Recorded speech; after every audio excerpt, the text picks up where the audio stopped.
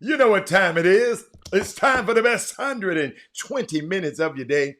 The Chop Shop, the nation's #1 urban sports talk show, and also your midday sports happy hour. Yours truly, Robert Hatter, alongside Jim Hicks, coming to you live from Houston, Texas. But we're broadcasting all over this world via Facebook Live and YouTube Live. It's Baby Friday. Yes, we affectionately call Thursdays Baby Friday because it's actually Friday for Jimmy and I, because we don't have a show on Friday. So we call it Baby Friday. We try to mix Friday, Thursday, and Friday all in one thing. But let me tell you, first of all, great day. And I would like to just go to my Facebook feed and my YouTube feed, because every day I like to acknowledge the first 5 people.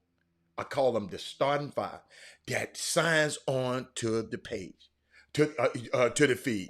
Hold on, I got a little background. Hold on one second. So what happens is, when these 5 people come on, I get a list of them right there in front of my face. Is aggregated between they got the YouTube and the Facebook. So here's it is. Rod Wells from Facebook, Mindy Collins from Facebook, Rick Wilmore from Facebook, Anissa Ville from Facebook, and Kim Jackson from YouTube.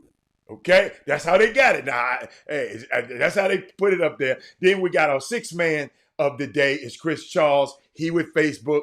And then let me stretch it. A 7th man is Derek Johnson on YouTube, all the way in Germany, man. What's up, everybody? I mean, I had a great night. Hey, y'all, I didn't post it last night. My hazmat suit done came in, man. I didn't even post the video. I don't know why. I don't know what's wrong with me. I didn't post it. I took a video of it and got a couple of them. In case one tear. Just a suit to cover me up. I did me and my thing. But but we got a whole lot of stuff going on. What's up, Action Fowler, Tyandra Holmes? I see you, Rick, on both platforms. Rick got it going on. I'm gonna be like Rick when I get big. Rick got it going on. He got it on both. But let me share some stuff, y'all. I know what y'all want to talk about. First of all, hold on. I got my list right here. Hey, hello, Tammy. Hey, Tammy, I didn't see you. Hey, Tammy. Had a smile in the day. Let me get out. Yeah. Man, I'm smiling every day. Trey, you don't forget nothing. You know what, man? I'm gonna pray for y'all. Yeah, but I am smiling today. But happy birthday to Kevin Freitman, y'all. So when he come on the feed, I don't think he's on the feed now. It's his birthday today. So happy birthday to Kevin Freitman. And make sure if you're an avid listener on the feed, make sure you that I know when your birthday, because the reason I know, a lot of these guys, they follow me on Facebook and then I get a notification. So happy birthday to Kevin Freitman. Y'all, guess Westbrook for John Wall. I said I don't want to talk about the Rockets if they trade, if James is gone. So I got to talk about him until James leaves. And you know what I hate? What happened yesterday, y'all? I had something to show y'all yesterday, and I didn't. I had the Christmas schedule. Me and my son been arguing back and forth, y'all. He gonna text me last night. I told you. Man, shut up. But I looked at the Christmas schedule, y'all. I'm finna read it out to you, because I'm gonna read it out. The Christmas schedule. I took a look at it, and I said, wow, the Christmas schedule has. I sent it to somebody. I'm trying to find out who I sent it to. I sent it to him. It didn't have the Rockets on it. Check this out, y'all. I had this in my notes yesterday. They got the Pelicans versus the Heat, Warriors versus the Bucks, the Nets versus the Celtics, the Magic, the Mavericks versus the Lakers, the Clippers versus the Nuggets. The Rockets were not on there. So guess what that made me think? We didn't have a chance to talk about it yesterday. It made me say, wait a minute. Do the NBA know something that I don't know? Then the next day, we get the trade. And I'm so pissed off. Because, I got it in my notes to give to y'all yesterday, but it was so weird. What do y'all think about the trade? I got some info because I happen to know John Wall from his days when he was a high school All-American and McDonald All-American, and John Henson, who's was in my program, in the franchise All-Star program. He was a McDonald All-American also. So everywhere John went, I went. And John and Jimmy and I, we got pictures with him at the Hoops Summit, at the McDonald game, all that kind of stuff, right? And but what I like about John Wall, y'all, I'm telling y'all, and y'all can talk about it. But I haven't seen him in years, right? Because I'm not going around following a young player. But you remember the night I told you I saw him in Magic City. I think it might be a couple of years ago. Saw him in Magic City, and he didn't come in the regular way. Mindy, what happened? I happen to know the guy Magic who owns the club. So he told me, because we was gonna go out and eat after everything was over. He said, "Don't move. We're finna close the club up. Just don't move." So they closed the club up, Magic City up, and put all the people out. I'm sitting in there. Me and a partner of mine, we in there. All the ladies go downstairs. So we just sitting there waiting. I don't know what's going on. So all of a sudden, y'all, it's a group of guys come through the door. And the group of guys happen to be John Wall in the Wizards and their crew. And they came in. It was so unique. They closed the club. That's why they put the other people out. John Wall paid Magic to close the club down, put everybody out, and he came in with his friends. And I told the story, Jimmy, not too long ago. I was sitting in the cut like this, waiting to see was Kelly Oubre gonna walk in there. Kelly was the only player on the team that did not come in that place that night. Bradley Beal was there. All of them guys were there. But Kelly, but John Wall, but he came over and said, "What's up, man?" And I'm saying, I didn't think the kid would, but that's the kind of guy y'all getting here in Houston. Jimmy, he's a guy after your own heart. He's a guy that me knowing and been around DC for a while, Jimmy.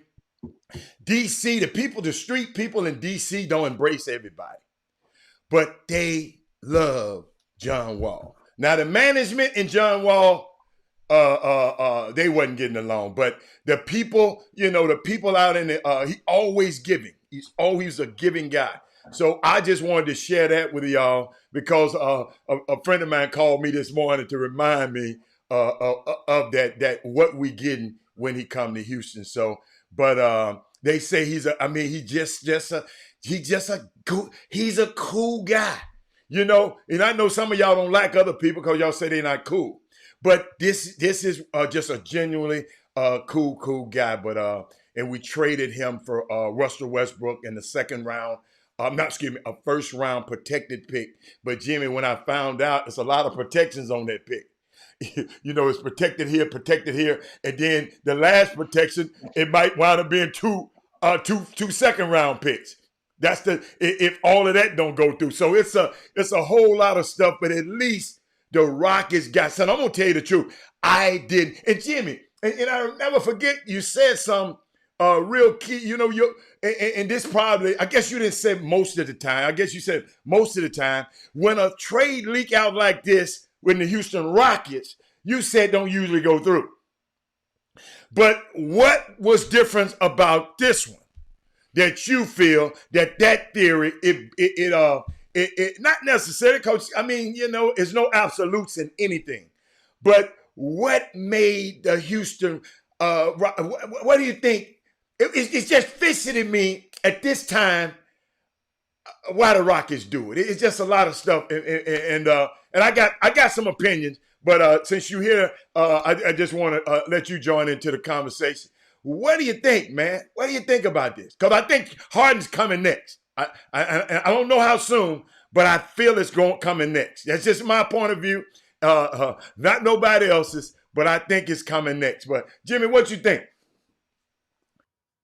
The difference is the general manager is a different person now than it was before. That's one difference. This general manager right here is basically allowed Westbrook the courtesy to be freed from Alcatraz.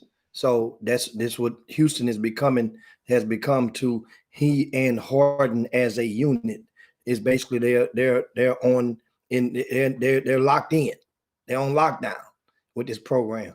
Now, at the same time, you gave it an opportunity to not just bring in a guy you brought in a guy who's pretty much equally or has been equally disgusted with his surroundings, and that's John Wall. And you put the thing about it, I think it's a notch on the general manager's sleeve.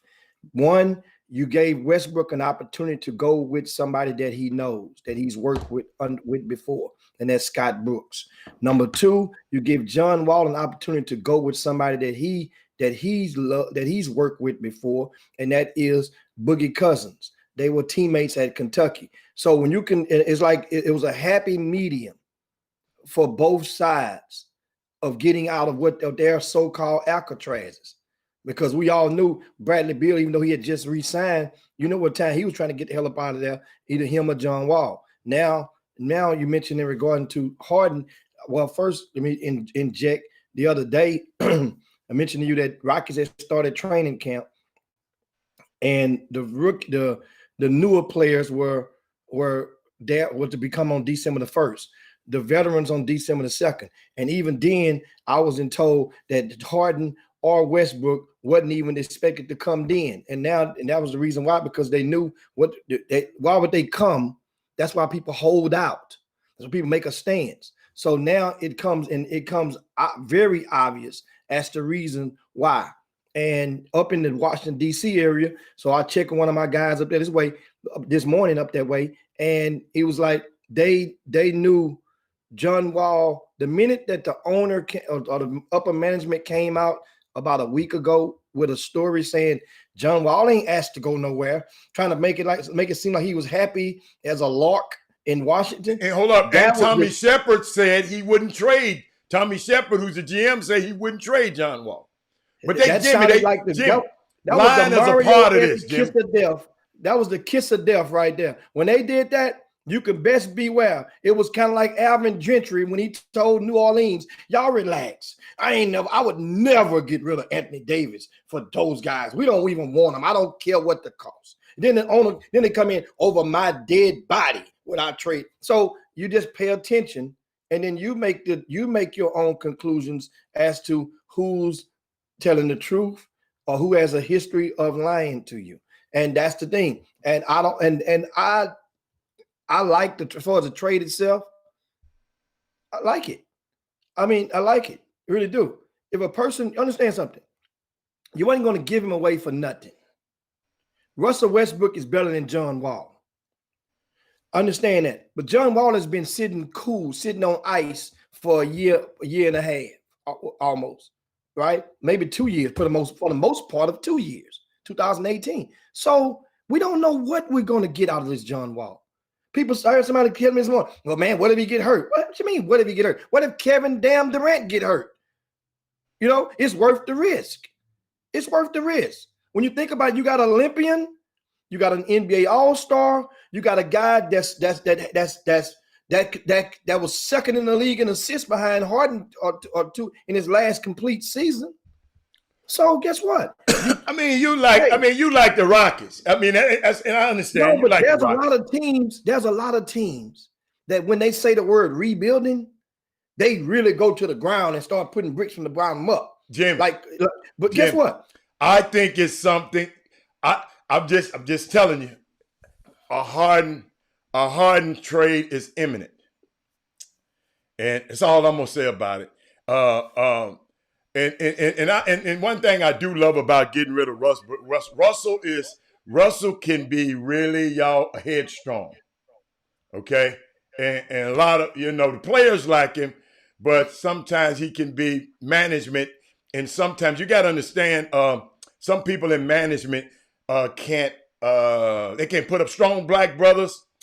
They are a little bit what you call a little bit a little nervous to be around them. But always remember that. I want y'all to remember this head coach, and I'm glad this head coach didn't have to deal with this double problem he had. Now he just got one problem. He has a problem, but James is not gonna be the way Russell would have been.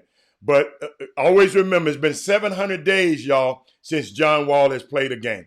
Okay, and who y'all think won the trade? I think the people did.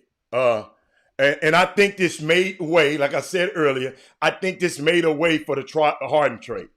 I'm just telling you, these people play chess. We get emotional down here. I think this, but I tell you what, the nightlife establishments won in this trade. I'm just telling you, the nightlife establishments with this guy coming down here, day one in this trade, John Wall. But what I'm thinking about, I sit up here and watch the Rockets, and I know a lot of y'all Rockets fans, but I just want to take you on a little journey. I mean, it's a systematic teardown of a former great team. I don't think this thing fit, and Jimmy think it fit, but I just don't think it fit, because I know the personalities of John Wall. John Wall is not going to put up with a lot of stuff. I'm just telling you. I know, but understand something. If you're just projecting that Harding is gone, so this trade wasn't about John Wall and James Harden. It's about this being John Wall and Boogie Cousins' team. I understand. Yeah, I'm glad you interrupt. And everybody else just got. I was just giving both sides. I was just. But see, I don't know what I'm talking. You got to realize this just me talking. I haven't talked to nobody. I ain't said nothing to nobody. I'm just watching the way the NBA works. I remember Houston built this thing on the fly with Daryl Morey. I'm going back in history, y'all. But it just something don't feel right about this trade. That's why I'm saying something in the timing of this trade. They are dismantling everything that made them great. I'm talking about over the years. I ain't just talking about this. I'm just talking about that. My thing is, everybody, y'all know how I am. What's the plan? What is the eventual path to trading Harden? What is your plan? That's what I always ask y'all. I mean, I like I said, I just look at the game a lot different. What is Tillman Fertitta's son gonna do with all them Westbrook jerseys he got? He had 1 million of them. And I know Russ didn't want to go to camp. And Jimmy, let me tell you something. Believe you me, they did not want to bring them vibes to camp. Russell, oh my God. So the timing, y'all, is just a little bit suspicious to me. Not long ago, the Rockets and the Warriors were competing for titles. Let me repeat that. Just not long ago, the Rockets and the Warriors were competing for titles. Not just competing for postseason play. Now, both of these teams gonna just be trying to compete to get in the postseason, Jimmy. And it's crazy, just 2 years later. It's just 2 years later. You mean you saying they're going to compete just to get into the postseason? I said they used to be competing. Listen to the comparison, because you were typing. They used to be competing for titles. Now this team, the Warriors, I'm talking about the Warriors and the Rockets. Now both of them just trying to compete for a playoff position. But just a few years later. That's all I'm saying. According to in Las Vegas, the odds on the Rockets to advance out of the Western Conference, the money has went up. It has increased after the trade. I saw it by 10 points. I saw that. I saw it, but I don't. That means you're the Vegas guy. I don't keep up with the Vegas guy. I'm not a Vegas guy. But money rule the world. So the money. Vegas don't rule the world. Wall Street use the word. Money ruled the world. Vegas rule the gambler's world. Wall Street rules the world. Let's get that right. Let's get that right. Once again, I'm saying get it right. Vegas. It wasn't wrong. I said money rules the world. What is Wall Street? Money. Money rules the world. But you were inferring Vegas. In Las Vegas, you talking about Vegas. Las Vegas money. Everybody don't gamble, Jimmy. Everybody don't gamble. Everybody don't gamble. In professional sports in America, gambling is a humongous part of it. Humongous part of it. Based on whether it be fantasy leagues or legalized gambling for Las Vegas or Atlanta City or online portals. That stuff has emerged over the past decade and a half as it don't control the world. Okay, that's all I'm saying. Vegas don't control the world. That's all I was saying. That's all. Nobody said Vegas control the world. I said money controls the world. But you use it in a reference, though. That's what I'm saying. Vegas money has a good control over American United States professional sports, specifically basketball, the NBA. All right, what's your next point?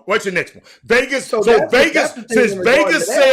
Since Vegas says it, it's so. That's what you say. No. That's when Vegas understand. When Vegas says it, that means the odds are in favor of whichever way the money is leaning. That's what Vegas is saying by presenting that type of line and presenting those odds. That's out of the Caesar's Palace book. And that's something just, for those that doesn't mean the end to be all, but it is a point which the lines are widely respected. They are not 100% no line always right. It's right for somebody, whether you bet on the left or the right. That's what a line is. So that means it's an opportunity for anybody in the world to get them all right. But the odds are definitely stacked against you that you won't get them all right. That's it. But bottom line, back to this. My analogy, though, it had nothing to do with Vegas. My analogy said just a few years ago, it's my analogy, because I know you didn't hear me. Golden State Warriors and the Rockets were competing for championships. Now both teams are just competing for a playoff spot. Because 30-1 is not a clear favorite, Jimmy. It's an 30-1 is just better. Hold up. 30-1 is just better than 40-1 to all the people who agree. That's all I'm saying. In my analogy, I was just making a point that a couple of years ago, these guys will compete. The Rockets were the only team that said, like the Lakers and everybody said, we'll lose. We ain't worried about it. We're going to stack. We're going to stack. The Rockets went all in. Only team to try to go all in to beat that juggernaut out there. And I'm just saying, 2 years later, both of those teams. You're saying what you're doing. Argument. I'm not talking about that bush. That's what you talking about. You're talking the Rockets with James Harden. You're talking the Rockets without James Harden. That's what I'm saying. You're pumping the gas and the brakes. So I'm talking about the Rockets with James Harden because he's a better Houston Rockets right now. So when James Harden leaves, those odds are going to decrease from the Las Vegas. But right now, those odds are based on James Harden in uniform. That's why you can lay that way. If you feel like he's going to be gone, you can lay your bets against it. I don't bet. That's you are the bet. It's you the one with Vegas. I wasn't talking about Vegas. Take away Vegas. You can lay your thoughts on your projections with James Harden in uniform. Houston Rockets ain't scrambling for no damn playoff spot. They're a playoff team with him and the Houston Rockets with this roster.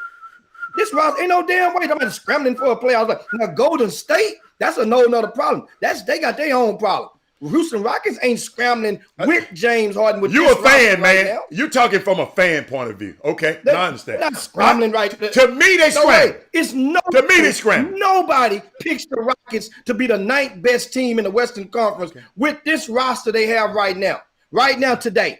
Nobody says that they are a ninth best team. Guess what? Or the 11th best team. I ain't trying to agree with everybody. I just that was hold up. I was just going. Wasn't that my story? I thought it was. Like you try to hijack that too. Yeah, it wasn't your story, Jimmy. I was just telling you. To me, just 2 years ago, they were looking for championships. You didn't comment on that one. But then I come back and say, now they are vying for playoff spots. And they are. They ain't no clear-cut favorite to be to vie for championships no more. No. This roster right now. No, hell no. It's not a championship roster. There's nobody. You name the 9 teams that's better than that's clear cut over this Houston Rocket team on paper right now to make the playoff. Come on, man. I learned on paper you don't win. I done learned on paper you don't win. This not no bunch of rookies on this roster that they traded for. This ain't OKC. OKC is fighting for a spot this year. Hold up, what's the name of the team that won the championship just a couple years ago? Toronto Raptors. On paper, what the hell was that? On paper, what else? Hold on. On paper, that was a team that had the best record in the Eastern Conference the year before. On paper, that was a team that had the coach of the year a year before. Were they a championship team? They had a pattern. Were they a championship team? They were on course. Then they got an MVP. So who's on course? Who's on course now? Okay, who's on course now? Who's on course now? Tell me a team that's on course. Since you're using that, give me a team on course. On course. Give me on course. On paper, right? What do you mean? Besides the Los Angeles Lakers? No. We know they got. So you saying you expected the Toronto Raptors to win that championship? They were expected to win their conference. They had won it before. I didn't ask you that.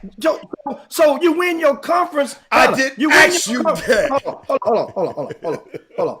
Let's not go and act like that everybody in the world sit there can hold a straight face with the Toronto Raptors. Knowing they had surprised the hell out of me. Warriors had 2 starters hurt. So you're gonna look at so understand, take that win and run with that win. But don't try to make this thing be like Toronto Raptors. They were the best in the East. They came out of the East, and guess what happens? You don't know, injuries can transpire, and which they did for Golden State. Golden State had 2 key players out. Damn, I can't finish my story. You done hijacked my story. Don't keep talking. Guess what? And that's what happened. Let me turn the fan on.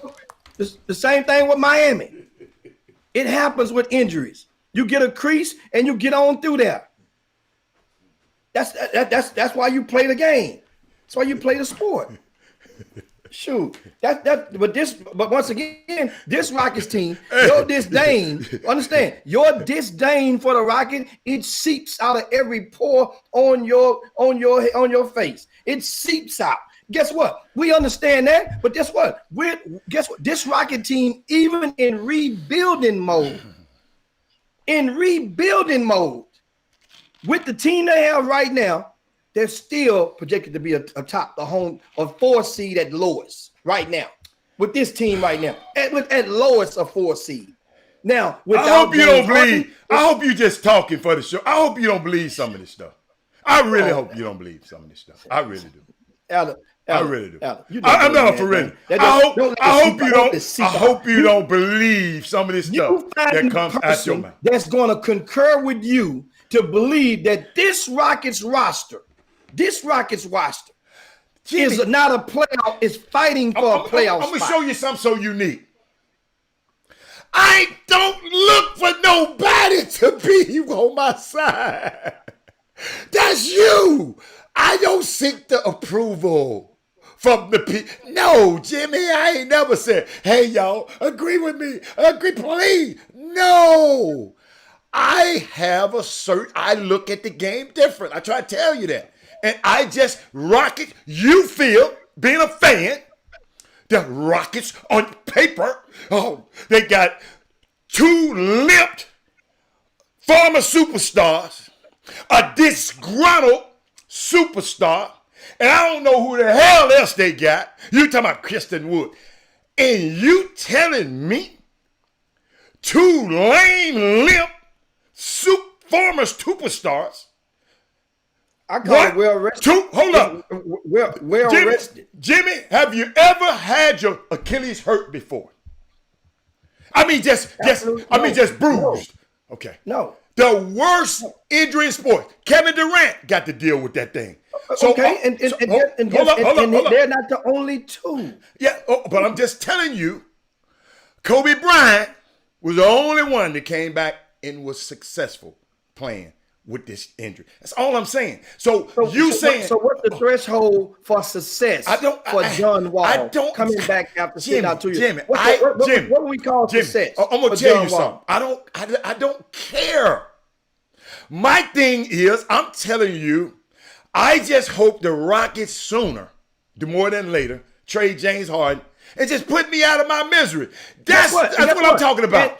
And guess what? That's exactly where your angle at. We know you're not in the majority. Put me out of my Jimmy. I like to be by myself. That's why I got. Hold up, Jimmy. To be miserable for the foreseeable future. Hey Jimmy, you're gonna be. That's why I got a 2-seater. I like to be by myself. I want nobody to ride with me. My golf clubs be on the other side. I like to be by myself, sir. Yes. You know what? Eagles. Hold up. Go study the Eagles. Eagles always soar and fly alone. They don't fly in packs. They don't fly in packs like hot. Then you want to quote Joe Madison now again with the Black Eagle. You want to excuse me. That's Bishop Jakes. That ain't got shit to do with Black Eagle. That's Bishop Jakes. Okay, let's get this straight. Let's get this. I said that before T.D. Jakes said that. He was called the Black Eagle. And I read his books 10 years ago, and he said that. I didn't say Black Eagle. I said a bald eagle. Listen, I said a bald eagle. Eagles fly by themselves. I said Joe Madison calls himself the Black Eagle. Jimmy, I didn't say the black. That was the Black Eagle. Jimmy, why you always worry about where I get my information from? I don't care about where you get that bullshit you be saying from. Because that's important. He's not. Excuse me. He's a lying sack of shit, just like the guy. Hold on. I got a question. Every day you read something that somebody else said. I got a question. Or wrote or quote it on a show. I got a question. You look down on your phone, you copy and paste it. Look down on your phone, read it to the people. Freestyle on this microphone like I do. I got a question. Freestyle. Don't read your raps from no paper. I got a question. Freestyle. I got a question. You got to read everything. Excuse me. I don't. Excuse me. So you saying Joe Madison invented an eagle? What the hell he get it from? Because I told you, excuse me, sir. I said I fly alone like an eagle. Slow down. No. Because you ran your mouth. Hold up. I said I fly alone with your jealous ass like an eagle. That's what I said. I fly alone like an eagle. You have to be in a pack and worry about, did he care about me? I fly alone like an eagle. That ain't got shit to do with no damn Joe Madison. You and those understand something. Ain't got nothing to do with no damn Joe Madison. People on here that know Jim Hicks. And people on here know Jim Hicks, know how Jim Hicks roll. When you see me come up to a gymnasium, Jim Hicks by himself. When Jim Hicks on them streets, by myself, but my pack will surround me whenever I need my pack to be with me. That comes with being if you're the feeder of the flock gonna be around you because they know it's gonna be time to eat sooner or later. That's how it goes. But at the same time, let me tell you make it seem like you better. Let me tell you something. Hannah, go check my background on these streets. That's my domain. I know. You talking about yourself and doing it by yourself. Hey, I already have. And guess what they told you? You just said. You said, man, okay, all right. Okay, I ain't know, okay. That's a whole different guy. I ain't know he was like that. All right. That's what you come out with. Then they go and toss to a break so we come back and talk to the sport. But that ain't what I came up with. That ain't what I came up with. Shit, me. It's going to get worse over the next several weeks. Joining me now is Dr. Chris Purnell, a preventative medicine physician who participated in the Moderna vaccine trials and also lost her father to COVID-19. And thank you so much for being here, Dr. Purnell. It's always great to talk with you. You know, it is frustrating to me. I have to be honest with you. You know, we spent the first Thanksgiving I've ever spent in my daughter's entire life without her because she had traveled and we did not let her come home because we are trying to follow the advice we're giving, right? And when I see that people are just, I mean, let me show you this. 400 people, a party with 400 people is shut down in Manhattan. The sheriff's office has responded to similar events this weekend for the past several months. TSA screened more than 1 million people, 1.1 million people at checkpoints on Sunday. Highest number since mid-March. Just 2.88 million people were screened the Sunday after Thanksgiving. It just keeps going and going and going. How frustrating is it to you, as somebody who lost your dad to this and as somebody who is out there trying to work in the public health, for people just not to listen? It's actually heartbreaking, Joy. Over the weekend, unfortunately, another one of my loved ones succumbed to coronavirus.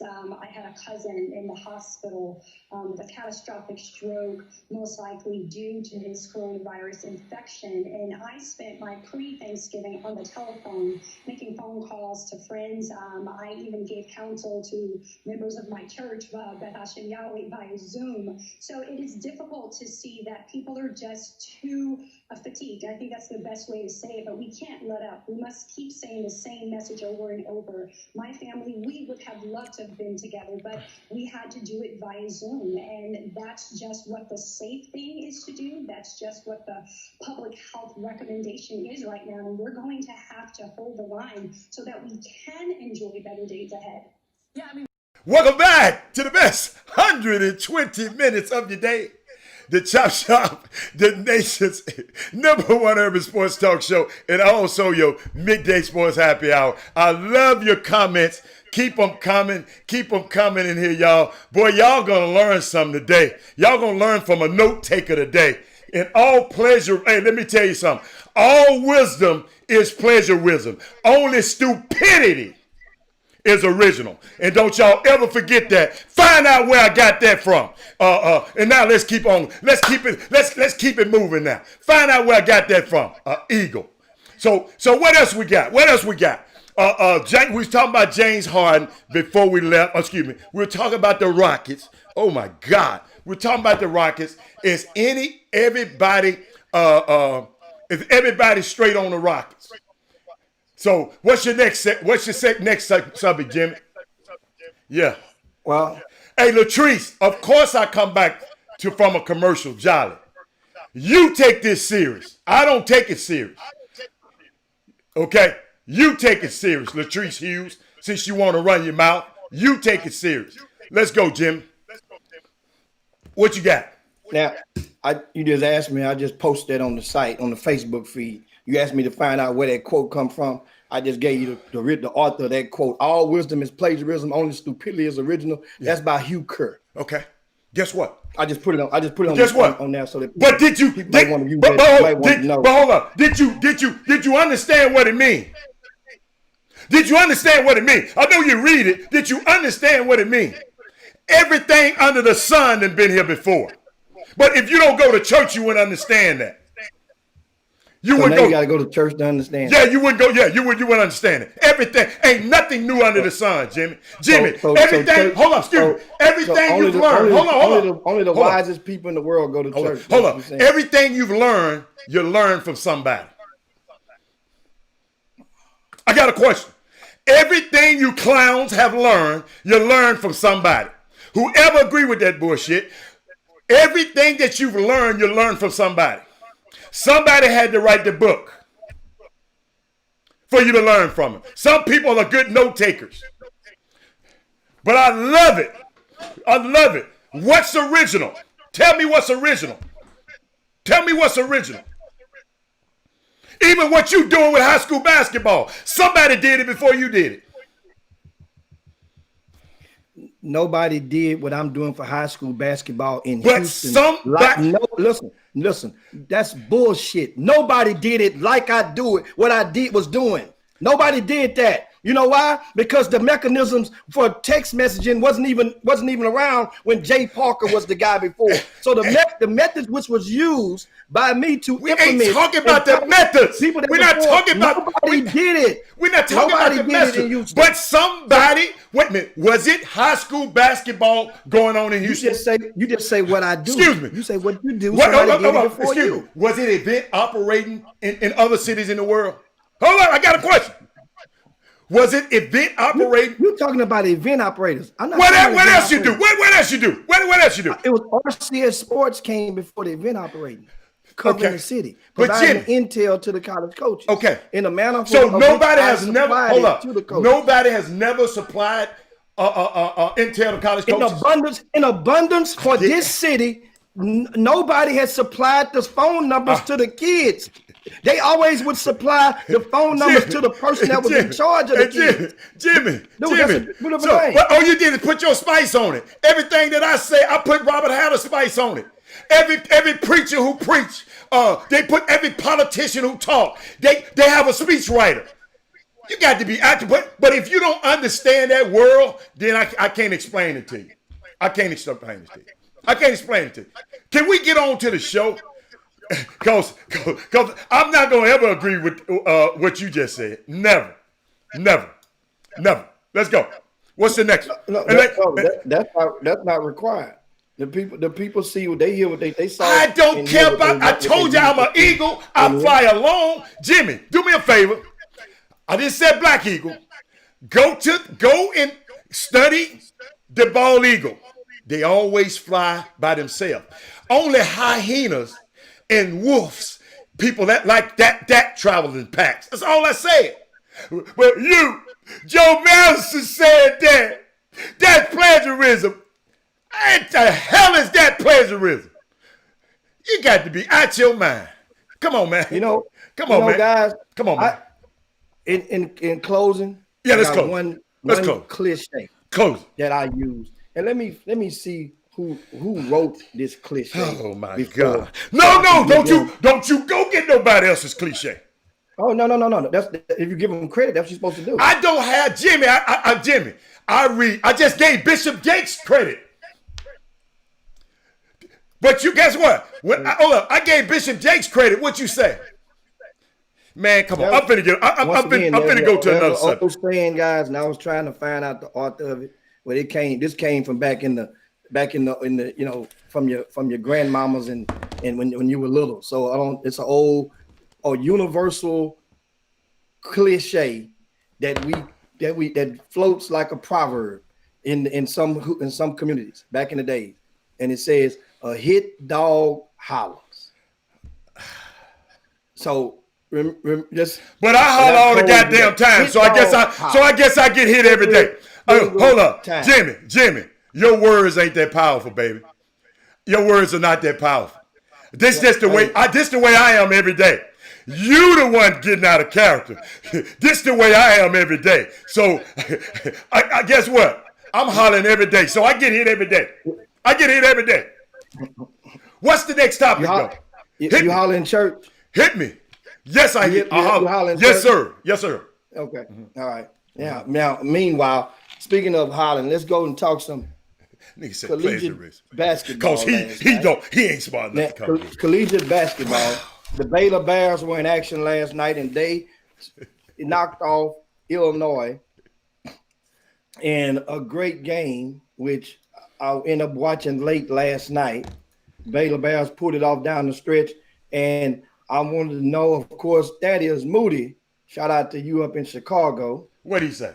Illinois, because I think yesterday you posted the challenge as to which of the backcourts would prevail in this Baylor versus Illinois game.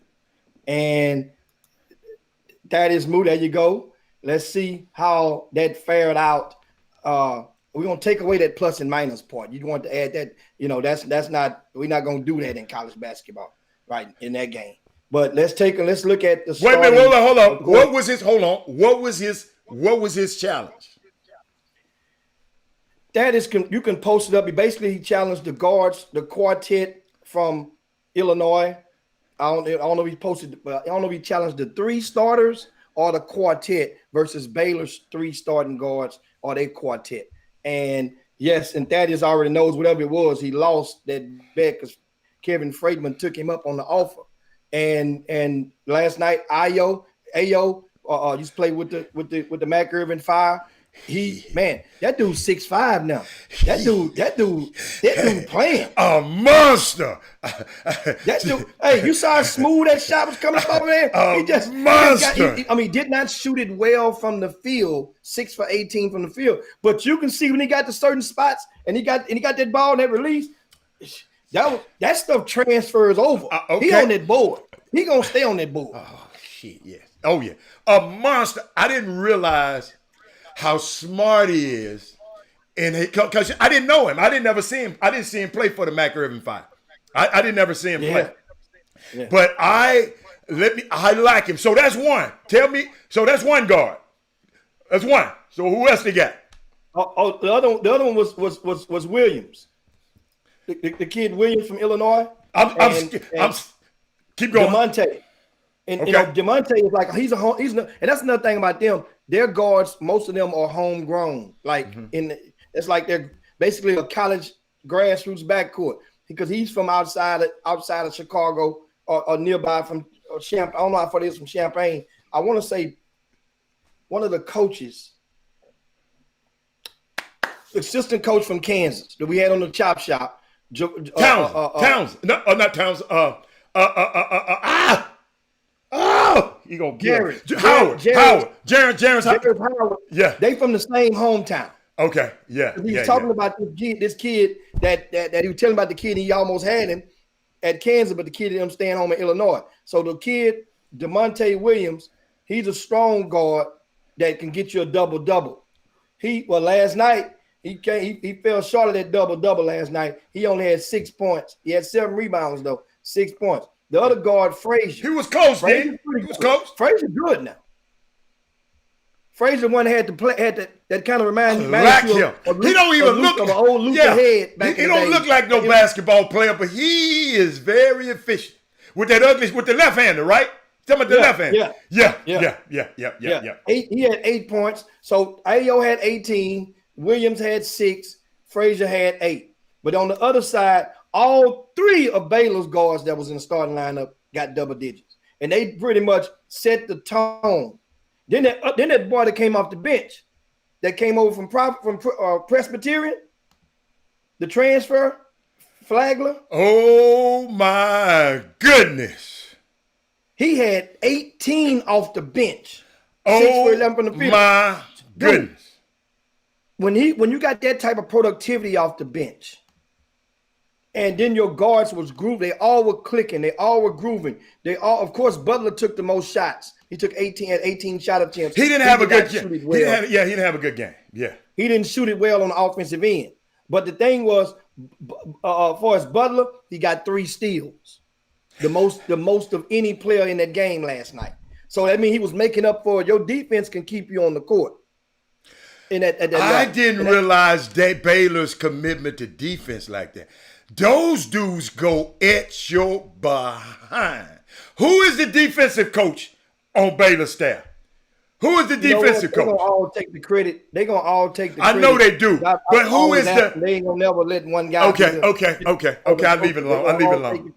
But I know one thing you heard that you don't hear in a normal game. This is the perfect time.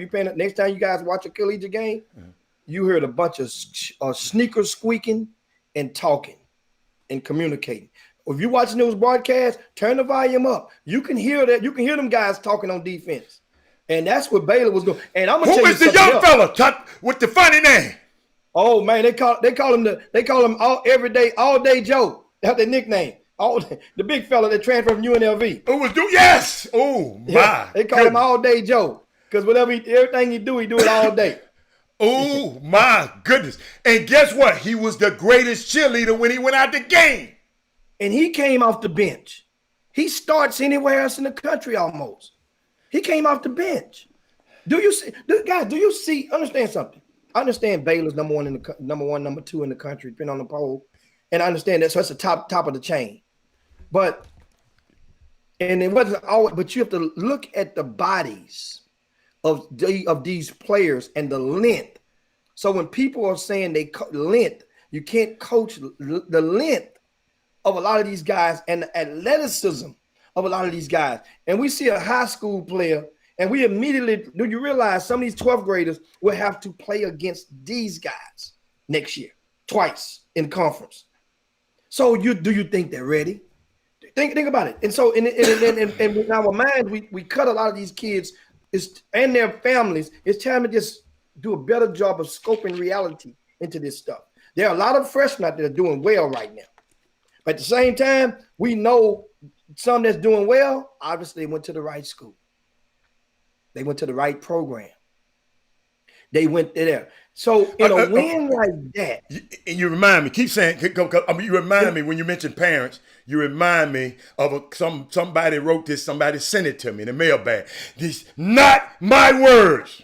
So if he said, I said it, he's a lie. This dude said, I don't know his name, outlandish statements lead to outlandish expectations. One day a kid is a lottery pick, one bad game, and the kid is overrated. We have to temper these expectations a bit. High school, college, and pro are very different. We need more realistic talk and less clickbait. I don't know who wrote that, but it was great. Somebody sent it to me. Thank you.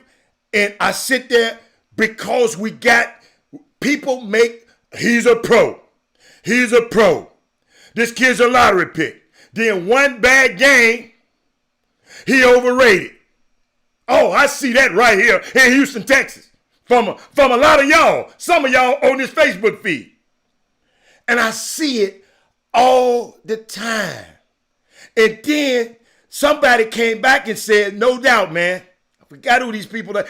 Please send me, when y'all send me stuff like this, tell me who you are. Kids try to live up to these expectations and not learning to enjoy the process. A lot of anxiety athletes speak about comes from these expectations put on these kids to perform. I said this months ago. Kids naturally don't want to let people down, in my opinion. Wow. Unbelievable. That's what we putting too many expectations. You know, I think Monday morning came. We had a whole lot of people on this Facebook feed wanted to talk about because a certain player didn't have a certain game. I know it. I done heard it. People call and tell me. But y'all don't understand what the hell y'all doing. But I wish I could post this. Not my words. Somebody else's. But guess what? It's all right if somebody say something like this. And it's just unbelievable that it's this family, these kids are lottery pick. How in the hell can you be a lottery pick one day and then you're overrated the next moment? Lottery pick one day, the next moment. So, hey, y'all, and I've said this over and over. The leadership in this grassroots community all over the world, y'all need to look at yourselves because we have perpetuated this monster. We perpetuated this monster. So now we finished talking about Baylor, how deep they are. I told you the other day, I said, I know you look at me crazy. I said they got a 5-guard rotation. One of the best players in the country didn't even get in the game as a guard. But y'all got to realize as freshmen, you just got to pick your spots.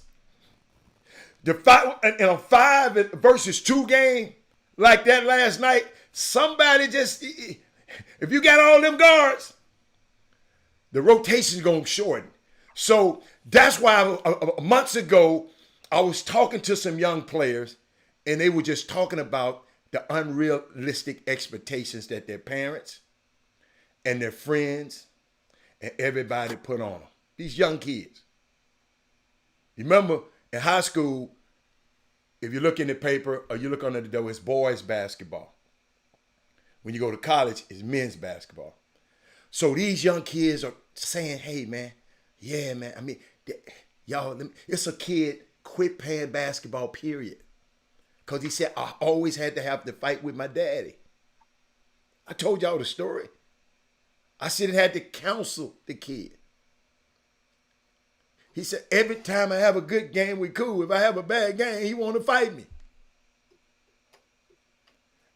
That's what's going on out here, y'all. That's what did. And then we wonder why Kevin Love and DeMar DeRozan, these guys have went through this stuff for years and years and years. I don't care how great of a basketball player. I don't care how much money y'all give them, these owners give them. They still human beings, man. And sometimes we, some of us just ain't no damn good. And I understand it.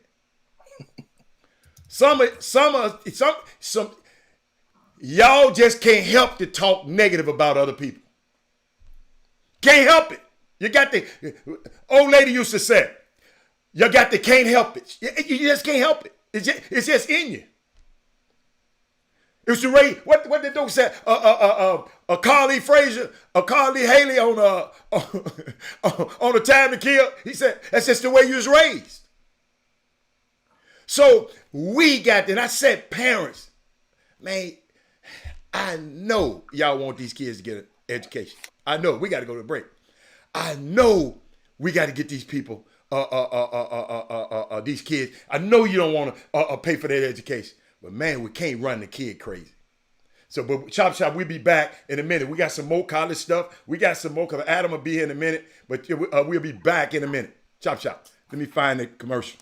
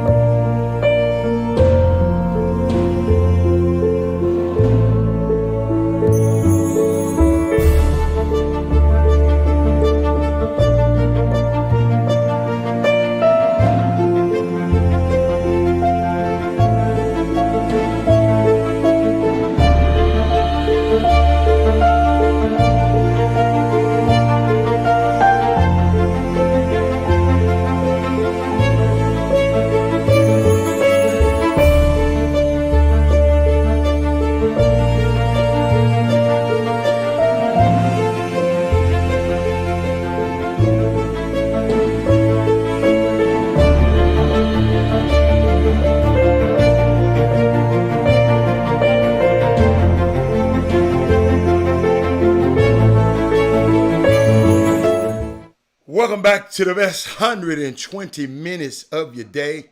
And a shout out to Cox Prater Law Firm and Concierge Scheduling. And I'm scrolling across the screen. Y'all give Michael Smith a call right now. Call or text him at 713-979-0334. If you need any of your doctor's need, if you don't know a doctor, you are new in town, you just don't know which doctor to use, he will help you find a doctor at no charge. He will help you find. I know a lot of people. You might know, you might not. Well, I'm not comfortable here. I'd rather have a lady doctor. I've been, I know me. When my thing was, I made sure a woman was my primary physician, because certain ways I didn't want a man touching me. So that's why I always had a woman. So this kind of stuff that Michael Smith, Icy Mike, as Jimmy called him. But Jimmy, I was just on cue, Jimmy. I sit there and gave that soliloquy a minute ago because I'm worried about the welfare of our young kids, because I'm talking to them and listening to them, and a lot of people talk at them, and somebody, you know what you said a minute ago, a hit dog will holler, because somebody came and talking about what went through, talking about accountability. I did not one time say anything about accountability, not one time. I'm telling you about hype, about all this fake ass hype. Yeah. I said nothing about accountability. And somebody had to come in and comment on accountability. That is, I'm worried about the kid. I'm not worried about you grown ass men. Y'all should have insurance. You go get your own self checked. I'm talking about to these young kids that I have in my sphere of influence, that's top athletes, and some of them not so top athletes, but they just feel the pressures. They ain't worried about you people talking about who they ain't. They ain't worried about y'all. I'm talking about their family. Their family. Listen, they can care less what one of you guys say about them. But boy, when mama or daddy said, you know, and the reason I'm saying this, Jeff Johnson, I'm saying this because my son, I had a come to Jesus moment with my son. He said, Dad, I just don't like when you say, the way you talk, I just don't like it when it comes from you. I said, wow. He said, I don't like it when Coach Henderson could tell Robert to run through a wall. Coach Williams can tell him, if I said, he act like I done something to him. So all I'm telling y'all parents, I don't want you to lose your kids, man. Let me tell you something. What's that song? I believe the children are our future for real. Because we getting old. So that's what I want. Jimmy, we can get back to it, but I just, it kills me. Every time you just try to talk about a bigger picture, somebody have to come. When I'm trying to get them in the helicopter, Jimmy, somebody's still at the stoplight. And I'm just trying to get them in the helicopter. That's all. And you'll go back and listen to the other shows, then you understand what I mean. But and Jimmy, go find that one, Jimmy. You might find somebody who said that too. But what else you got? What's the next question? Talking college basketball, of course. Coming up at 15 minutes past the hour, we're going to be joined with Adam Coleman with our weekly dose of the roundup in high school sports. And so meanwhile, collegiate basketball last night. Remember, Texas has 4 teams in the top 25 AP poll for this week. There are 4 teams from the state of Texas. You have Baylor, you have University of Houston, you have University of Texas, and of course, Texas Tech. Those are the 4 teams. In the top what? In the top 20 what? In the top 25. Okay. In the country. Mm-hmm. 4 in Texas. And a lot of those teams have multiple players from the state of Texas on their roster in their rotations. So it's only rightfully so in the chop shop to give just keep everybody on the regular, keep everybody posted on what these guys are doing, what these teams are doing. Shaka Smart picked up a good win in the championship last night over North Carolina, the Tar Heels. And at the same time, guess what? This team, Matt Coleman, had back-to-back great performances. This is rare for Matt Coleman. Matt Coleman hit a game winner from that elbow the other day, and that was a transferable shot. That was a hell of a game winner. It rolled in, Jimmy. It rolled in, but I'll take it. Hey, we take the roll at the carnival. We'll take the roll. We'll take that roll in the wood as well. That roll get you the dog. That roll get you that bell. Roll, Matt Coleman had 22 points, right? Only 1 turnover in 37 minutes. And he was masterful. This team, hey, you know what I want to know? I want to ask you guys on UT. I hadn't talked with the staff this week. But anybody out there is Is Jace Fabris, is he hurt or Stretch? I saw Stretch on the bench. But he didn't play. Donovan Stretch Williams. Is Donovan, I know Donovan had knee surgery during the off season. What's the status on both of those? Because Jace is from Westfield, Stretch is from Elkins High School. And you know, I was just wondering because the rotation for Texas, they're down to mid-season conference rotation right now. They're only playing 3 guys off the bench pretty much at UT. Remember, I'll tell you guys, it's that time of the year. Pay attention to the box score, look at the minutes per game, and also look at the position. One thing about it, let's say if you go like to ESPN.com and it's a teachable moment, and you look at the box score, right next to everybody's name in a really small font, it will have their position. Right? You look at the position. So if your son is a guard, you look and see how many guards are in that rotation coming off the bench. If your son is a center, it would see, look how many centers playing in that rotation off the bench. Look at the minutes that the starters are playing. Then you look at the score and see if it was a tight game or if it was a blowout. And I'm going to tell you, speaking of blowouts, if it's a blowout, either way, win or lose, and that bench, your bench guys that don't normally play still don't get in the game, that's a red flag.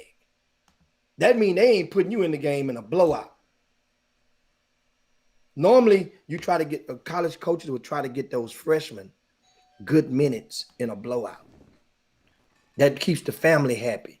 That keeps everybody off you from bugging you, wearing you out. Normally, early in the season, when those teams, like a lot of times, I'm talking about this particular game right here. I'm talking about like sometimes you might say, let's say University of Houston was playing Lafayette or somebody, I think the other week. If that game's a blowout, normally those guys on the bench are going to get extended opportunity during that time. So this is some of the things that you take. But I'm looking at University of Texas last night. Royce Ham had 20 minutes off the bench. And you know, a guy like Royce Ham, he only had 2 points.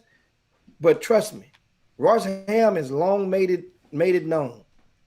He's not concerned about that more so than he is of getting a University of Texas degree. He just wants to be a part of that program, just that bad. Some people would have been left UT. Royce Ham ain't concerned about that. So that means once people know you're not concerned about something, then they don't throw it in your face or they don't remind you of it as much. That's like certain things don't bother you. That's like, you know, if let's say if our hairlines are receding and it don't bother us, and you can, man, your hairline go, ain't nobody ain't worried about that. Remember LeBron? It used to bother LeBron a while back. It still people used to make fun of LeBron's hair. They just got tired of talking about then it. LeBron would go and LeBron sprayed the stuff on his hair. LeBron started wearing a headband. Listen, do y'all not notice LeBron headband was a custom made? It was thicker than the normal headband. The NBA widening their headbands up because of LeBron's request. There used to be the regular headband. You never paid attention to that, did you? That's a thicker headband they used to wear because that's a big ass head. But at the same time, he got that headband on there and after one period of time, guess what? He stopped worrying about it. People say, man, LeBron's going bald. And just cut his hair shorter. He done listened to somebody. His wife probably said, man, just let it go, man. But you hear people don't talk about it no more, do it. You know why? Because they are convinced that it don't even bother LeBron no more. So that's what I mean when I mentioned a kid like Ross Ham. There are certain kids that are certain schools. It don't matter to them that they're not playing that much. So everybody's not in it for the same picture, but at the same time, as you mentioned earlier, a lot of what's that the plan? Hold up. A lot of these players like a Royce Ham, there used to be people on social media saying he was a pro, he was a one and done, he's the best. Everybody's sleeping on him, and so somebody said that. Somebody from this city said that. Did somebody from this city Google his name on Twitter? Google his name on Twitter. I ain't about to get it. Ain't that important to me. He's I'm not just the saying. only one. Yeah. And that's the whole. He's not the only one. It's a ton of them out there. They're like, but then what happens is people that say that, a lot of times what I'm noticed is that There are so many guys that want to please and be in with families and make and gain brownie points with the kid or the family, that they'll just say anything out there on social media just to make them feel like, they make the kid feel like that they've made it and they've arrived. And it's like writing a check that the kid ass can't cash it. And that's the thing that's one of the things I really, like you mentioned earlier. I mean, I just wish that so many people, but you know what? So many people. But what I've learned, they can't stop. They're addicted to doing it. But what I've learned though, the kids that I know, they didn't mention the guys on Twitter. They were talking about their own family. See, that's why some people miss what I said. They was talking about, they don't give a fat rat's ass what you say. They worried about with how their family act with them. That's the point I was trying to make. That's what causes these kids. It ain't nobody worried about what one of y'all on Twitter say. You gotta be out of your mind and worry about what you got. Y'all better get your own life right and make sure your kids are right before you talk about other people's kids.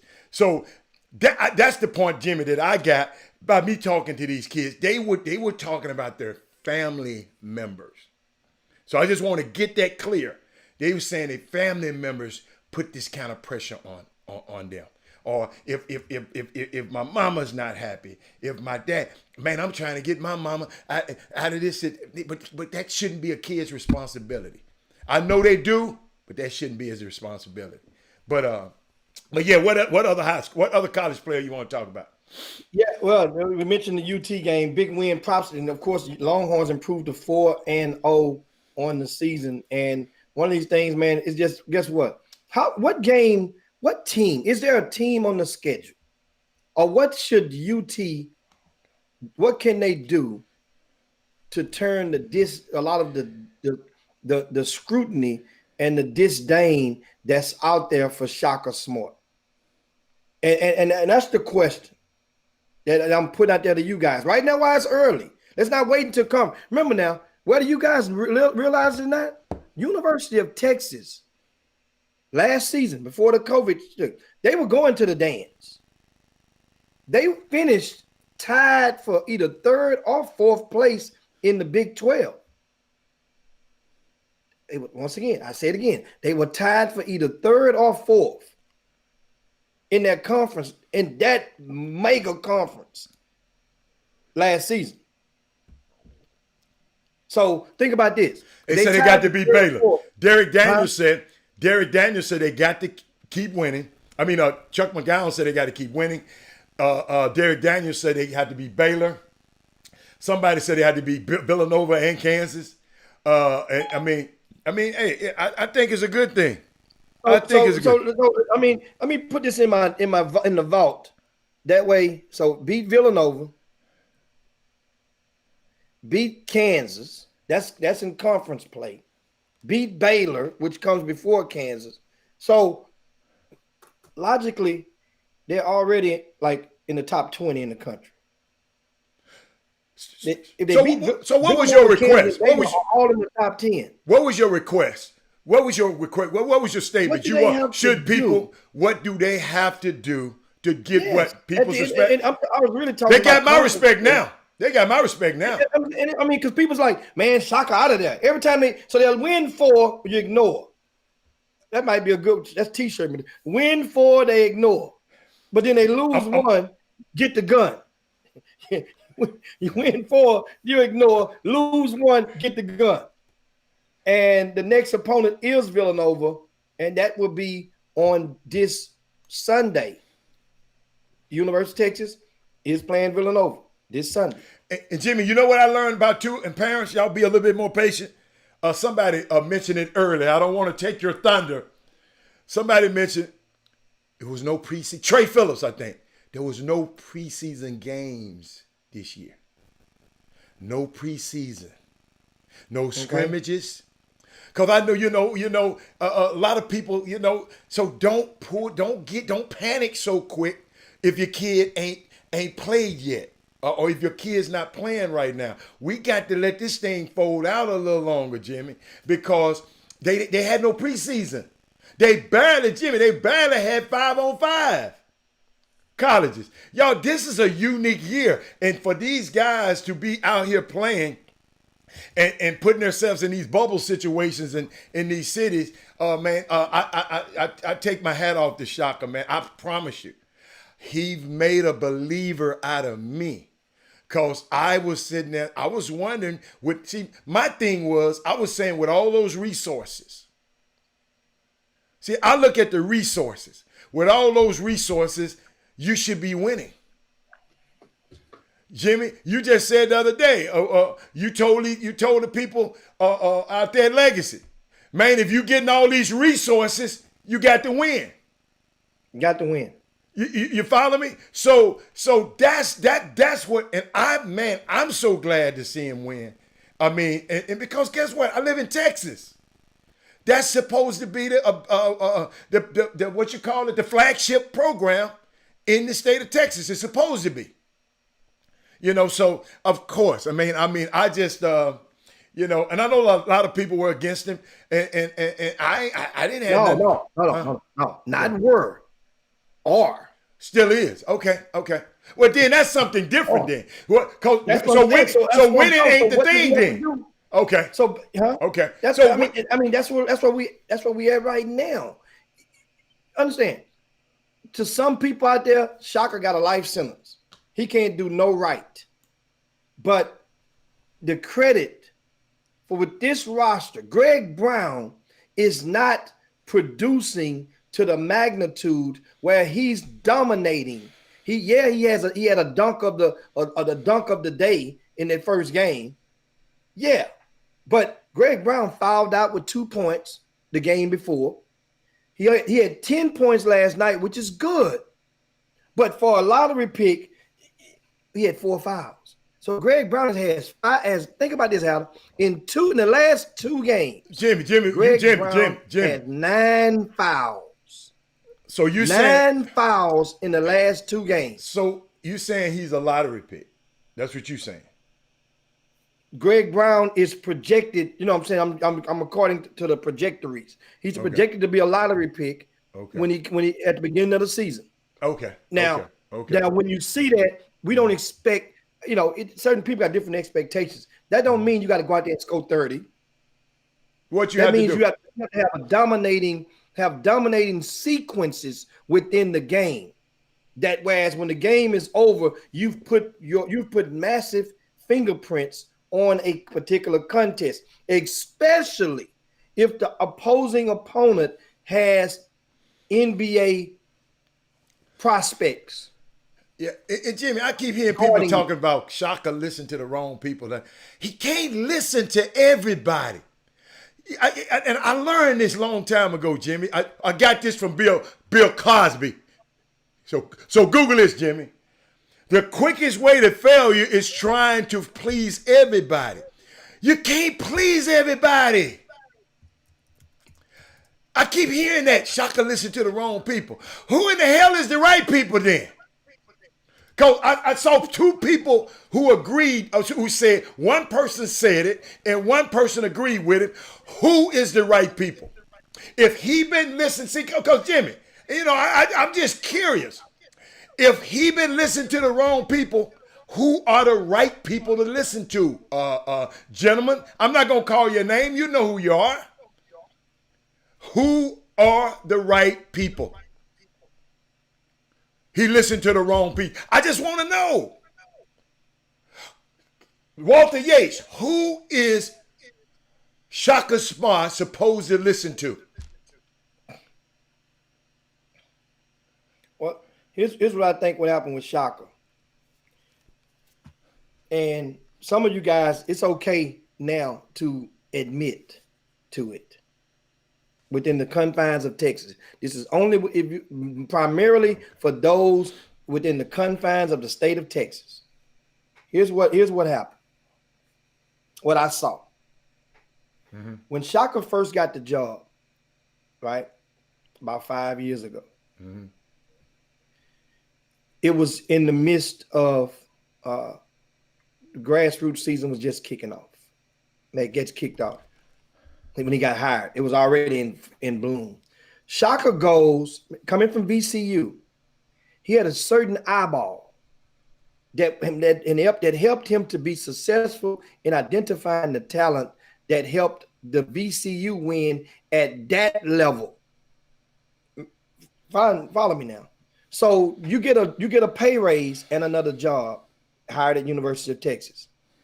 Shaka didn't necessarily dip into the state of Texas he didn't include the state of Texas consistently in order to yield his success at VCU. So basically, to many, he was an outsider. He hadn't kissed no butt or kissed no rings. For most people asking about their kids. So now you got a guy who not many people knew within the realms of the grassroots community in the state of Texas.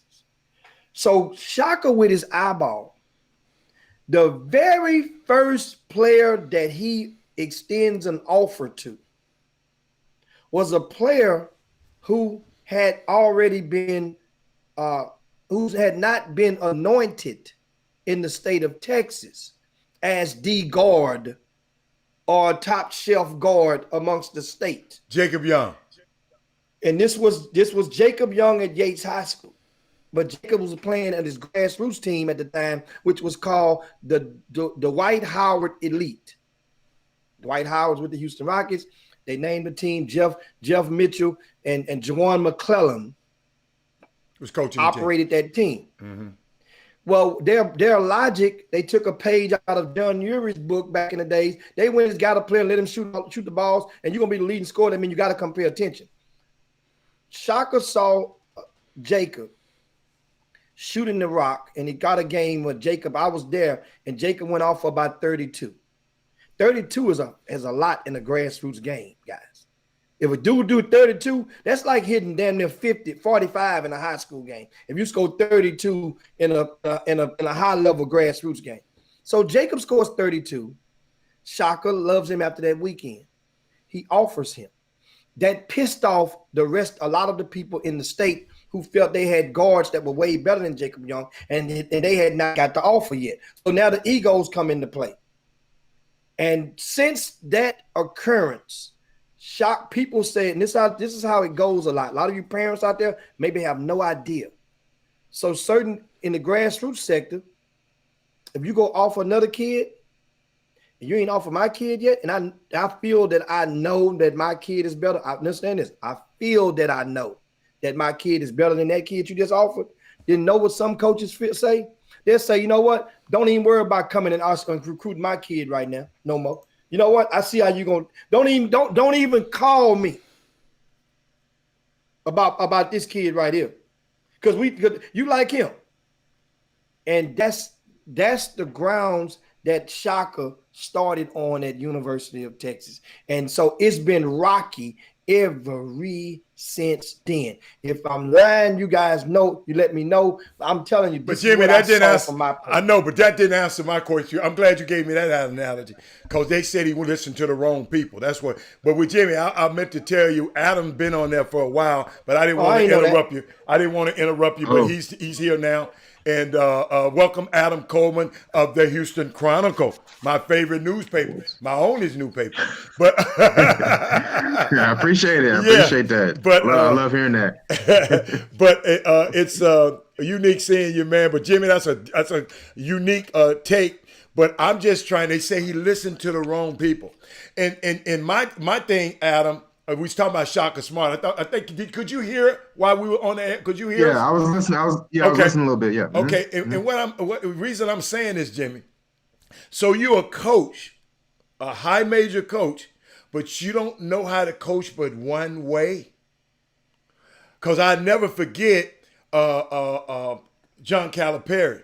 He coached Marcus Camby and all of those at UMass. But when he went to Memphis, he went down to a junior college and went and he saw the dribble drive that this junior college coach, a small college coach, was running. He went and implemented that system with Derrick Rose. So I'm just, y'all help me with this. Y'all think Shaka is so limited that he can only coach the Havoc system? I mean, do y'all know what it takes to be a high major coach? I mean, serious. You know, Adam, sometimes, you know how you'll see these guys in the gym and you'll see these guys. It's not but 350 of those guys on the planet, Adam. Yeah. Adam, write that number down. 350 of those dudes on the planet Earth. And you telling me he don't know, he listened to the wrong person and he can't coach but one type of way? Come on, man. I mean, he don't need to have that job. Hold up. He need to be coaching at Boogaloo State, a Junebug U. He don't need to be coaching there. I know the numbers, and I know they're over there mad right now, but ain't but 350 of those guys on the planet. And I think he should be cerebral enough.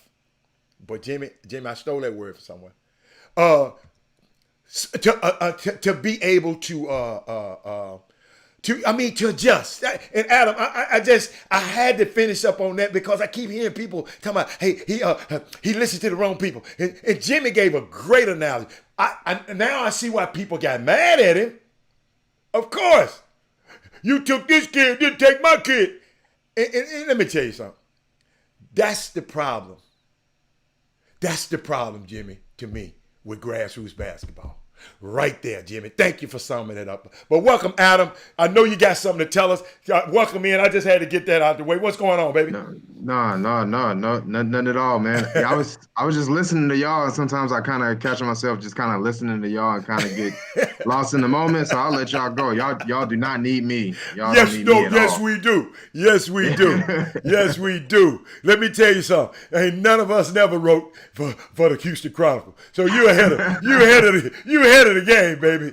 You believe you me, you're valuable. We would have you on the show. You're very valuable to us. And I appreciate that, man. Yeah. I appreciate so what you got? Tell me something new. Man, it's just you already know basketball season started, but we trying to get through football season right now. So playoffs coming up. So that's kind of the big thing going on right now, man. So everybody, you ready to see North Shore win another title, whatever it is, man. We about to see it. So it's going down. A lot of big games, not a lot of big games this week, but right now, man, just the playoffs are the focus. Mm-hmm. COVID still an issue, so like you said, hoops is going on. We got that going on. A lot of early season matchups. George Floyd Classic on Saturday. I'll be there. So just a lot going. Yeah, a lot going on in the city, man. Really exciting time for sure. So just the George Floyd. Why the George Floyd? You got to cover that. What they got other games too happening. I do. City. Yes, I do. But you got to cover that one. Yeah. So okay. I'm gonna go check it out. So I think for me personally, like the tough part is I haven't been able to see a lot of hoops teams yet. So I'm looking forward to seeing that. It's always good seeing Yates, and then checking in the Hoop Fest, which obviously that just got changed right now, but it's still very exciting. Got some big time teams playing in that, so I'll be there. And then in between all that, some football playoff games. Like that's the thing that I kind of envy about y'all. Y'all in the gym. Y'all in the gyms in the summer. Y'all in the gyms in the AAU when the AAU team's playing. Let's correct that. Y'all are. Let's correct that. Jimmy is in the gym. That's the high school basketball. He is in, and I know you I know you're telling Jimmy, us, but him and Doug, I don't see how they do it. I can't sit down. I can't do. And that's what killed me when they think I criticize. They can't stand for me to be a critic of them. But I come on this show and I'm gonna say it again. Y'all doing something that I would never do. I don't aspire to do. I take my hand off to y'all because guess what? They give me so much information. Yeah, and guess what? I'm gonna use it. For them. And guess what? I'm gonna plagiarize the information they give me. Cause when they tell me somebody scored this many points, if I mention that, I'm gonna plagiarize them. So I'm a note taker. So, but Adam, I mean, those are the basketball gurus, man. I just let me tell you something. Soon as this pandemic over with, though, oh my God, I'm gonna be back in the gym. I'm gonna be back in the gym. Yeah. But hold up, but Yeah, Adam, man. Adam, I went and got me a hazmat suit. Okay. So I might be in the gym, and they gave me the doctor's mask. Cause this is what I said: if it's good enough for the doctor, when he going in there operating, it's good enough for me. They gave me the whole thing, but I told them I don't want your shoes. I got to have my Nikes. I got to have my Nikes on. And speaking of shoes, Adam, have you seen? Oh, me and you talked about it today. Have you seen? Yeah, we were. Stephon Curry's new shoe. Y'all can go on. Y'all gonna be mad at me, Jimmy. I don't know. I might. Hold up, y'all. Look at that new shoe, y'all. I might wear that. You might cop a pair. They might. They might. They're gonna send me some. They're gonna send you some. Okay. They're gonna send me some. Let's get that shit. Let's get that straight right now. Yeah, but go talk to me, man. Tell me what else you got to do. Yeah, man. So is that obviously, and that's a big time game, and a lot of, and I'm sure y'all have talked about it on the show earlier, or even a couple of days ago, but just a lot going on around that game just besides basketball. So that's something big going on, and again, man, like football is just such a it's a huge part of the year, and it's scary, man. We just had a game, just saw a game got canceled because of COVID. So you might see some playoff games kind of get canceled because of COVID. That's something we definitely watching. So that's a huge story. And then something else coming up that everybody kind of forgot about. Signing day is coming up for football. So yeah, early signing day, and still have quite a. What's the day? That one's on the 16th. Okay. 16th? Yeah, it's on the 16th. Yeah. Okay. So that's big. That's gonna be major. A lot of kids are uncommitted and unsigned right now. So yeah, probably more so than usual, because COVID has prevented kids from going on campus, and y'all seen this with basketball. A lot of kids who didn't get a chance to go visit. I talked to a couple basketball kids during the November signing day, and they were just saying, hey, you kind of had to go off feel. You kind of had to, just go off kind of what you know in your gut feeling, because they were going through so many Zoom presentations or whatever, not getting a chance to kind of go visit on campus. So, that same thing is happening in football. And, a lot of kids are kind of having to trust coaching staffs, trust their gut, and you can't see it. It's hard. It's one thing to kind of see it through Zoom, and it's another whole totally different thing to get on a plane. The official visit, man, these kids are missing out on that, and I hate it for them. That's the fun in the whole process, getting on a plane, going see a place, getting hosted, you know what I'm saying, going eat the food in the town, things of that sort. So kids are missing out on that. So I think that's one reason why you're seeing in football, a lot of kids who are still uncommitted. Hey, Adam, Jimmy informed me something yesterday that I did not know, and he was just talking about the kids don't have to take a COVID test. A coach can't force them to take a COVID test. But I looked on the Facebook feed. I'm going to show you something. Darryl Barnes just said Klein Forest basketball has halted practice and play until further notice. A player was tested positive. So, and then they came back and said football and basketball has been halted. Football, okay. Hey, Adam, is it safe to say, and this is just me talking, every school got a positive player? Every school, like this year? Yeah. Yeah. I mean, so why isn't it all shut down?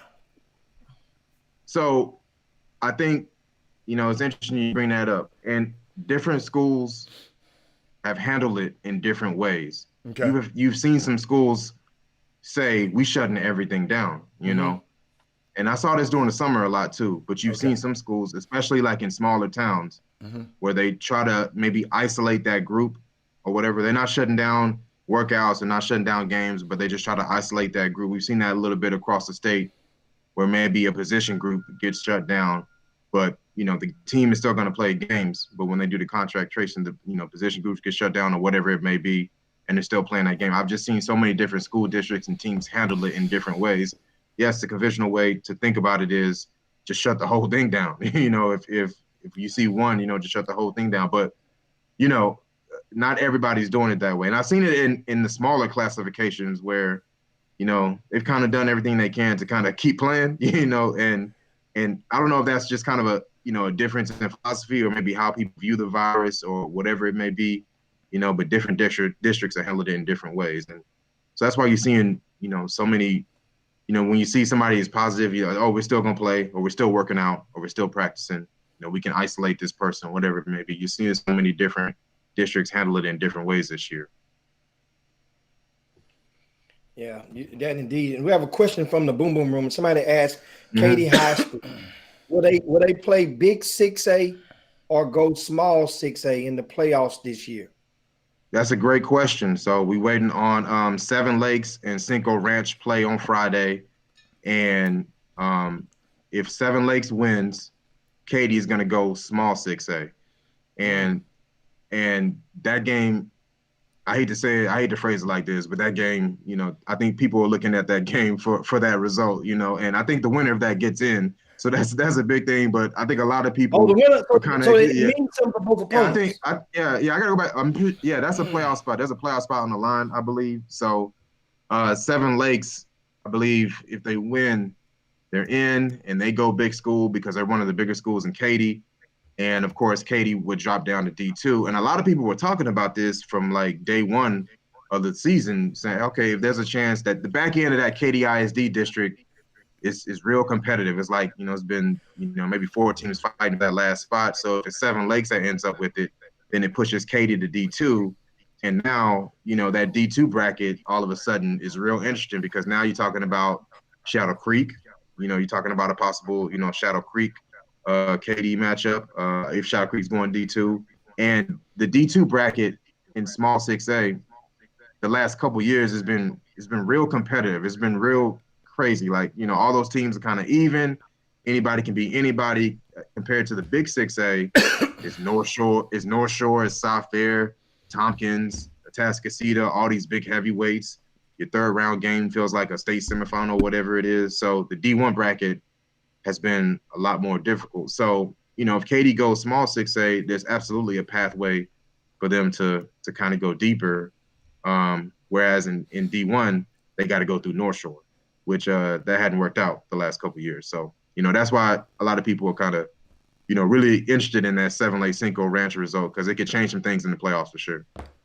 So do you think that a lot of people, based on Katy and what they've been through this year, want to see them in the large division so that they can possibly meet up with North Shore and get what some people feel, or Sci-Fair, get what some people feel they got deserved coming to them. That's what people want to happen. People love saying that about Katy, man. I hear that all the time. That may be true, man. People might, go D1. They want to see him take the tough road, So I wouldn't be surprised at that, man. I really wouldn't be surprised. But yeah, I mean, that's the thing. We talk. So North Shore's only lost once in the regular season, the last 3 years, and the only team that's beat them has been Katy. So, but in the playoffs, it's been a whole different story. So you can really say that the only team that's kind of really stood in Katy's way the last couple of years is North Shore. You got this all-time dynasty. They hadn't been able to stop it. And so yeah, I just, if you're in 6A D1 Region 3, the first question you got to ask yourself is, can we beat North Shore? And that's what it's come down to the last couple of years. And that's a tough question to answer because, a lot of teams, probably knows like, we're gonna have to, get some prayers answered to beat North Shore. And that's what it is right now, So it's interesting in D1. And it's still, we're still gonna be so excited to see those D1 matchups just because it's the heavyweights, and it's Tompkins. You want to see Tompkins play North Shore. You want to see, Atascocita play South Fair and things of that sort. And Spring is having a great year. They're in Region 2. So it's you want to see those big time matchups, but in that D2 bracket, it's a free fall. So that's gonna be fun too. Say, man, Adam Coleman got us fired up. He's talking high school football right now, and I feel kind of bad because this is the first year in about 4 seasons, maybe 5 seasons, that I did not see a single high school football game. I don't think I saw one this year. I was planning to go see one, but you know, Yeah, now it's a lot now of here's a question for you that somebody has. I have twofold. One, I want to ask you, what is for the sure. latest on that quarterback from Katy that Yeah, left, came back, daddy made a viral post, this and that, was gonna get an appeal, yeah, it's a went to the lot. UI. Yeah, a lot What's on happened. that? Yeah. And secondly, Jeffrey Day asked everybody. He posted a comment to your statement. Everybody wants Katy in D2. I just want to know, how are they getting around the rule? What rule do you think he's talking about? I'm assuming attendance, or the D2 D1 rule, small school, big school rule, maybe. Yeah. I'm not sure like what rule he's talking about, but you talking about the attendance rule as far as like maybe reporting the attendance. Yeah, that's interesting. But wait, let me answer the first question before I forget about it. Just an update. Yeah. On Bronson McClellan, the latest on that is so he held a press conference, and I'm pretty sure everybody saw that on TV. He held a press conference. Quinell X was there, and a whole bunch of people from Beaumont were there. So I pulled up to that, and a lot of it for them and that family is they're still harping on the incident from last year when he came out and said the N-word on Snapchat, and they're still harping on that. And I think a lot of it for him and his family is they're trying to, defend like the claims that, oh, he's racist or the family is racist. So I think they feel like they're trying to fight for their reputation or something like that, and they're in the court against the district. I'm not sure what the update is on that case, but they're in the court against the district. And I'm not sure that they're fighting for him trying to play or anything like that. I think that ship is sailed. We're in the playoffs, and I think they're trying to maybe get him out of in-school suspension. And last time we spoke, I don't know if we spoke about this, but he went to Southern California to try to get into a school there. That didn't work out. And then, went to Manor, was attending the school and was going to play for the team, but I think he got denied by the UIL. And now he went back to Katy, and I believe they put him back in in-school suspension. So, and I think that's kind of what the district is maybe fighting, what the family is fighting for, is trying to get him out of in-school suspension so he can go, back to regular school or whatever that may be. But as far as like him playing for Katy, I think that ship is sailed. He did get a preferred walk-on offer from LSU, which is great, because, I didn't know, if the kid was going to get a chance to play college football, if he might have to go to Blinn or something like that. He did have a Rutgers offer. Then I think they pulled that. I think he had a Tulsa offer. They still might have that. So he might have some opportunities to play at the next level, but yeah, man, it's just, right now they're in a court case against the district, and, I don't know what the result is. I think that's still kind of ongoing, but as far as like that saga, it's kind of coming to an end, and it's a lot that's going on there. But yeah, that saga's coming to an end. I just saw Jeffrey Day pull up. And Adam just posted the attendance numbers, and that's the second part of the question. I think Jeffrey Day had posted and asked about how does Katy keep getting around the rule. So these are the attendance numbers, I'm assuming, for the most recent school term, which I think they normally put that stuff in like sometime in September. So are you abreast of these numbers and how this work for football, for Division I and Division II? Yeah, so for people who probably are unfamiliar, so in 6A, in the playoffs, the divisions get split up, and that's split up by attendance. So, Division I is the bigger schools by attendance, and Division II is the slightly smaller schools. So if you see these numbers how many go in how many? So in each district, it's 2 from each district. So, that's how the bracket fills out. So as opposed to 5A and below, where, I'm trying to explain it, like Division I and Division II, it's already separated, if that makes sense. Like the districts are already set up by attendance. So, you don't need to do it. In 6A, everybody is just 6A, and then they split up into divisions when you get to the postseason. If that makes sense. So that changes it. So it changes a lot, it changes. So that's how you get. Okay, let me make sure I got this right, because I never understood the football component of it. Okay, in basketball is different. Everybody goes into one bracket. Exactly. Yeah. So you're saying even though we see Katy has in the second most students in that district behind Seven Lakes. Behind Seven Lakes. Two teams, normally, if that was 5A, they automatically go into the Division I. But you're saying now, even though Katy, there's only one school in that district that has more kids than Katy, they still can go to Division II because they don't wait till the season over, wait till the playoffs, you said? Yeah, so it depends on who's making the playoffs. So yeah, it depends on who's making the playoffs. And then those 4 teams, you look at their attendance numbers, and I think the top 2 biggest attendance numbers will go Division I in 6A, and the top 2 and those other 2 smallest will go to Division II. Mm-hmm. Hold on. Howard, give me that again. So that means I think, no matter what the hell happened, Katy still should be going. So if they're number 2. Let's look at the numbers because so let's see. Tompkins and Seven Lakes. Let's see, and then the other team. Let me see. That's according to okay. Hang on. Yeah. I have to look at these numbers. So yeah, these are probably the numbers, the most recent numbers. So right now, Tompkins is in, and I believe Taylor is in. Right. So Katy's number is 3401. So if it's Cinco, so yeah, it might be. So if it's Cinco that gets in, it would be Seven Lakes, and let's see. So if Cinco gets in, it would be Tompkins and Cinco going. Let's see. Tompkins is in no matter what. Tompkins is in no matter what. Yeah. So I think what Jeffrey's question is, Katy, how do they keep circumvent the? Hey, no, we do. Don't worry. That's something we need to put that. Yeah. Put that. Jimmy, I got to take a break. Can we take a quick break? This topic next week, because that way we can get the facts on, and you have to talk to the district and find out. Yeah. Because that's something intriguing. If somebody feels that's a way around the rule, and I mean, I'm like, I didn't even realize that. I got to take a quick break. Right there. I like that, but y'all, hold on, let me take a quick break. There. We come right back with Adam Coleman. You guys share the show right now. Be right back.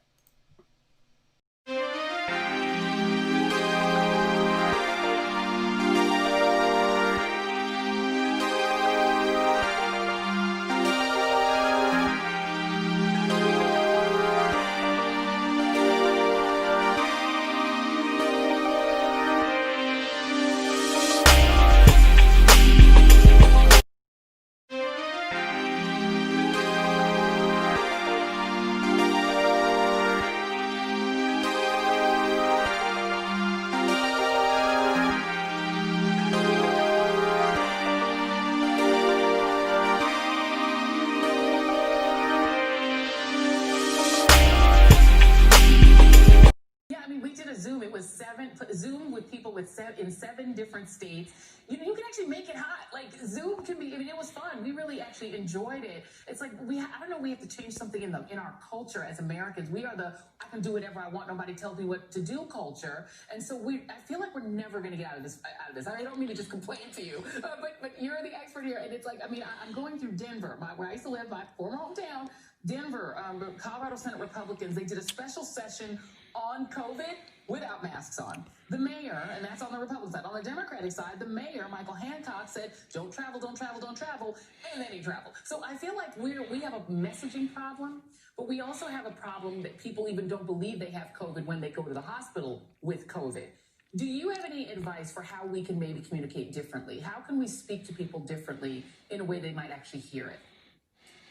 Storytelling, narrative, keep elevating and amplifying the stories of those who have experienced coronavirus firsthand. Look, I was just telling people the other day, we have to put a face to the science. We have to put a face to this pandemic. I think that's only what will register with people, because we're really fatigued, we're stunned.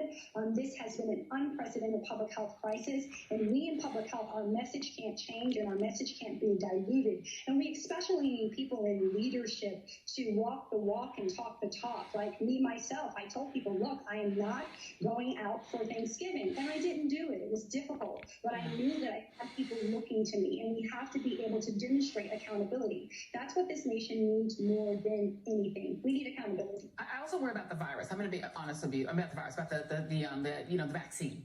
You were part of the Moderna trial, and it looks like Moderna might be the one that has the highest success rate so far. But number one, I worry that that just hearing that a vaccine is coming will make people even more lax. So say, you know what, I'm going to do what I want because the vaccine is coming. That's one piece. And then the other piece is when it comes, particularly in our community, Black people, they might be like, I don't trust science, the science. I mean, Tuskegee. Yeah, I mean, we did a Zoom. Welcome back to the best 120 minutes of your day, the Chop Shop, the nation's #1 urban sports talk show, and also your midday sports happy hour. Yours truly, Robert Hatter, alongside Jim Hicks, and Adam Coleman is in the building. What you got? What you got? Come on, man. I was like, man, I got to pull up my book. I was like, are those the right numbers? So come on. Yeah. So all right. So Katie has 34-66. Tompkins has 40-18. Taylor has 29-15, and Seven Lakes, if they were to make the playoffs, has 37-67. So, of course, that would put Tompkins and Seven Lakes at D1 and Katie Taylor at D2. So those are the numbers. Those are the latest attendance numbers. So, you know, that's – and then if Cinco makes it, they have 32-57. That would be Katie D1. Yeah. What date is your numbers from? Yeah, that's from the last realignment. So we in 2020. So what was that, last year? Yeah. So did they do? Yeah. So those are the latest numbers, attendance numbers from the last realignment. So those are the numbers that they use. You know. So whatever you report to the UIL, yeah. So now that makes sense. Yeah. So So that's how Katie would end up. Yeah, that would. Yeah, now it makes sense. That's how Katie would end up D2. But of course, Seven Lakes has to make playoffs for that to happen. So. And also, guys, we have breaking news that NCAA Division I Committee for Legislative Relief, they've allowed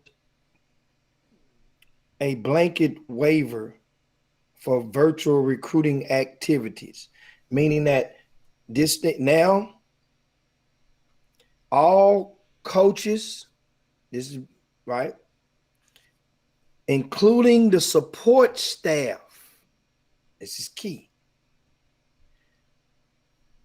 will be able to initiate calls to the prospects that the school would have initially been eligible to contact, meaning like juniors and seniors primarily. Once again, this means normally in the past, only the coaches that say basketball, only the coaches that were on the road could initiate that contact. Let's say University of Houston. This rule means now Bilal Badley is about to wear some of y'all ass with these phone calls. He can make contact now on behalf of the school. That's big news. And also, it is believed that they're set in about a week. The NCAA is going to grant a blanket waiver to all transfers who was in the portal will be eligible. So basically that means less paperwork that the NCAA have to do, less cases they have to work. Now they can get caught up. All transfers will be deemed immediately eligible. That's expected to get the stamp next week on December the 16th. Good, because Memphis got a couple of them this way now. Good, we need them. You're going to need them when they come to Houston. You're going to need every one of them. All right. Yeah. Remember you went to TSU. So yeah. Okay. And right across the street. We parted at U of H too. Yeah, that's we parted at U of H. Hey, we all got our 40 ounces from the same place. They didn't get none of your money. We all got our 40s from the same place. You can't claim them. Because I can claim U of H just as much as you can. I can claim U of H too. Now also I got Adam Coleman on here. We're getting ready to wind this thing down. Adam, who's the top games to see around the area this weekend? Give us that. And I heard a piece of news, a nugget the other day. I heard that Kyron Drones may graduate out, test out of school, and could enroll at Baylor right after the season ends. You hear about that? Yeah. No, yeah. I've expected that for a long time. So yeah, he's a lot of kids are gonna do that. So he's not the only one. I think where the conflict is what some people were kind of curious about is, okay, does that mean a kid playing for a state championship, if he's faced with, all right, I already graduated, maybe he's already graduated, and I want to get on campus, does he choose to go on campus in college, or does he play that state championship? I don't know if something like that would happen. I don't know if we ever come across of it. So it's kind of one of those things where, maybe it happens, maybe it doesn't. But, if Kyron's playing for a state championship and Shadow Creek is, my guess is he's going to choose that state championship if he were faced with that decision. But you're going to see a lot of kids do that. We've seen a lot of kids do that the last couple of years, early enrollees, and I know Kyron plays basketball as well. Am I right? So I know, he's a big time piece for that basketball program as well. But the whole early enrollee thing, that's kind of been real popular amongst players the last few years, because a lot of them feels like it gives them a chance to play early. It gives them a chance to kind of get in the program, get with their nutritionist, get with their weight program, and kind of get things going really, really early and fast tracking to the NFL. Kenneth Murray plays for the Chargers now. I talked to him a couple years ago. He was an early enrollee, and he talked to me about it, and went to Elkins, played at Oklahoma. He talked to me about doing that, and he was just like, man, I'm not worried about prom. I'm not worried about it, any of those things. I just kind of want to get on campus. And he played as a true freshman, if memory serves me correctly, and he played early and he played well. So you're gonna see a lot of kids do that. And to answer your first question, it's a real weird week. A lot of teams are playing non-district games, playoff warm-ups, because these last 2 weeks were supposed to be open weeks in case anything happened with COVID, like for rescheduled games. So you're seeing a lot of non-district games. Foster's playing Klon Kane tonight. That's a real interesting game. It means nothing, but it's just a playoff warm-up, but it's a real interesting game. Like Bridgeland and Cy Fair played each other last week. Both teams were 9-0. It didn't mean anything, but it was just a non-district game that teams want to stay sharp and teams get excited about it. So for games that actually matter, Seven Lakes and Cinco is big, and then for my people way out on the east side of town, Nederland is playing Crosby. Crosby is hosting Nederland. If Crosby wins, they'll win the district championship, and that's major because that program's kind of been through a few things past couple of years. So that's major for Crosby. So other than that, man, not a lot of huge games this week. Next 2 weeks is when we kind of get into the real exciting stuff. Yeah. And lastly, you mentioned Bridgeland. Mm-hmm. Bridgeland is one of the new kids on the block. How many years have that school been open, and how long have they been playing varsity football? Been playing varsity football for this is the third year, so they've been open. So they opened when Shadow Creek opened.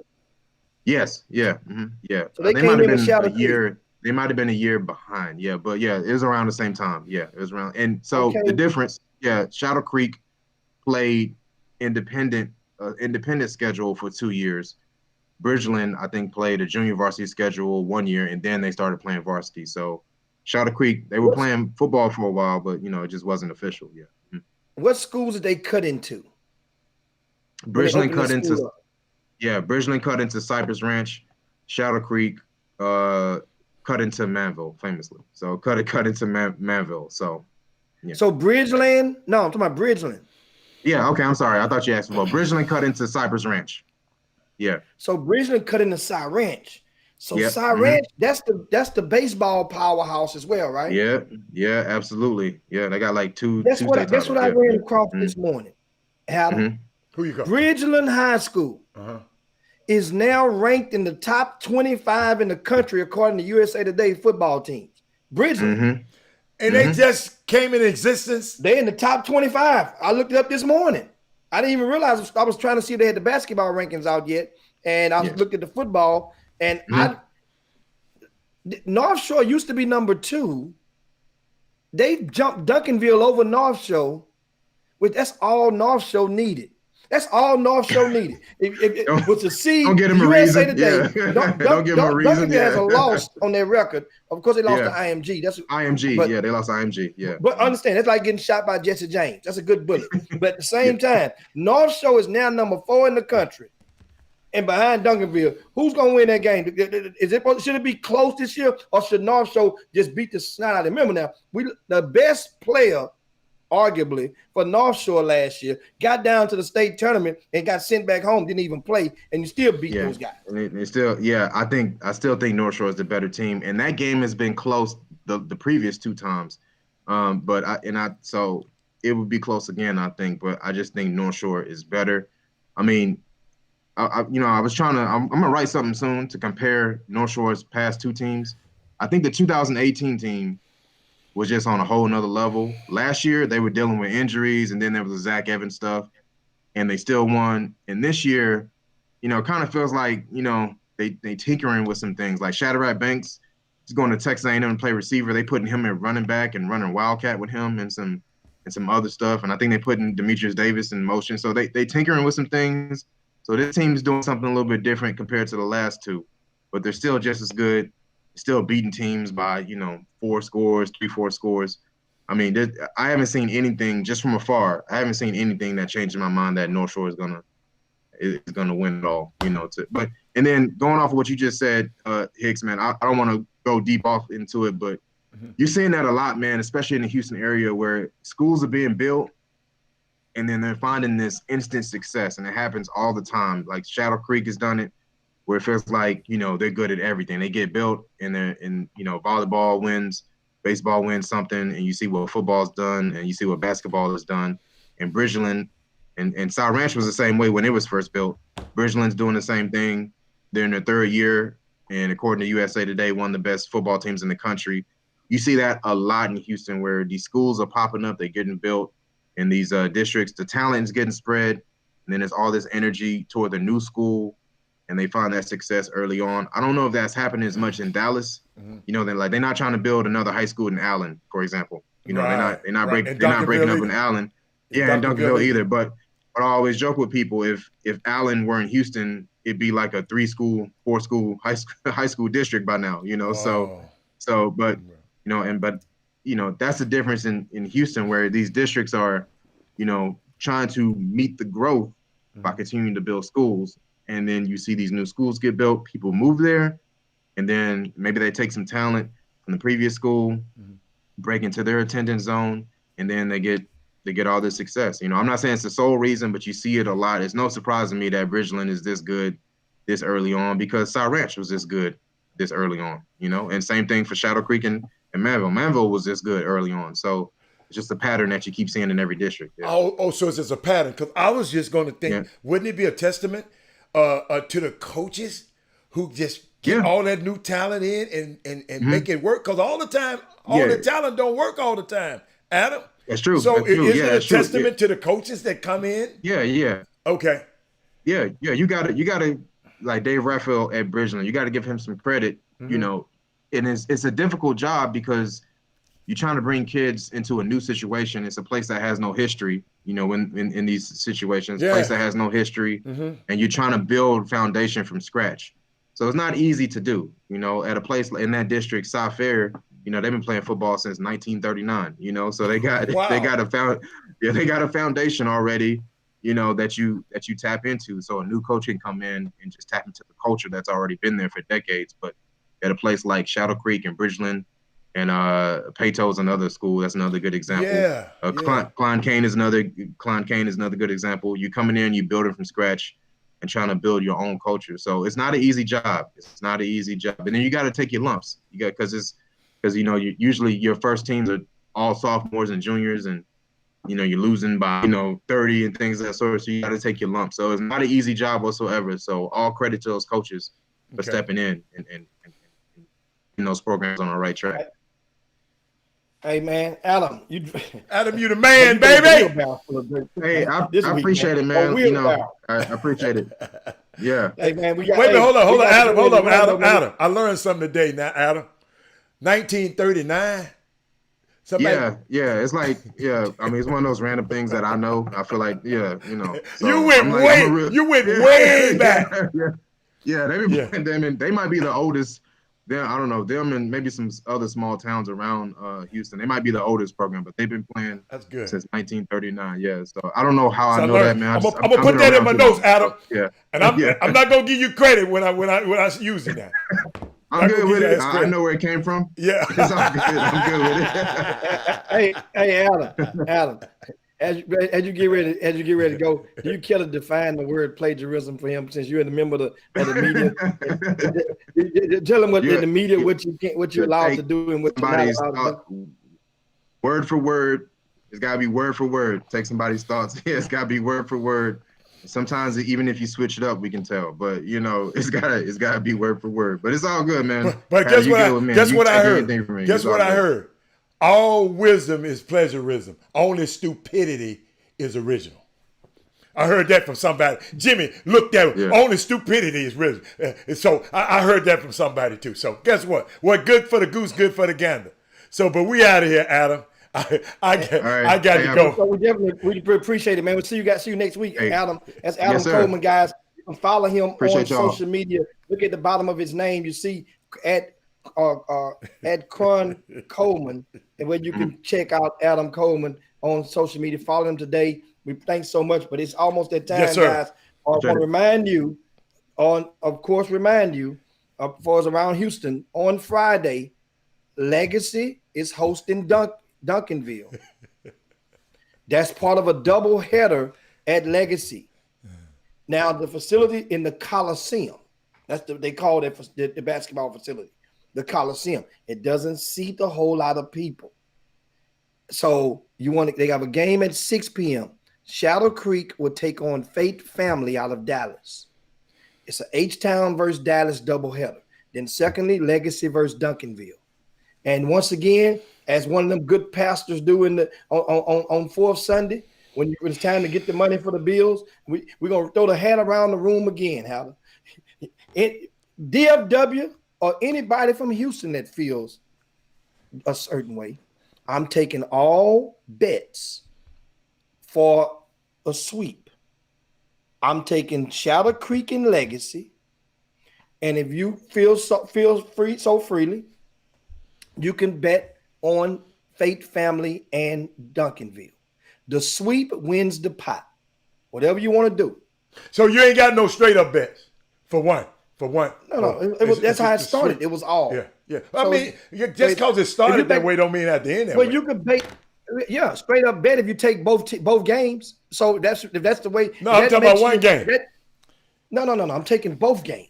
You don't pick that's the whole thing. I'm giving you the deal of the day. DFW. Anybody out there? I got Shadow Creek and Legacy in this game. This on Friday night. Also on Saturday, Duncanville is in town for the George Floyd Classic. That's would be at Delmar. Tickets are on sale now for the event at Delmar, and it's going to be a great time. I know that I'm going to be in the building on Saturday at 3 p.m. That's the tip-off. Duncanville and Yates. These Duncanville called me last night. They're really looking forward to sharing the experience and being a part of the inaugural George Floyd Classic.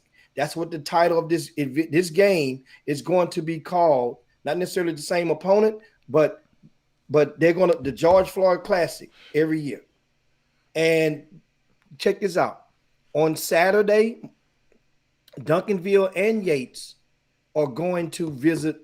They're going to go out into they were going to the grave site, but it changed it last night because of all of the rain. Thank you, Jesus.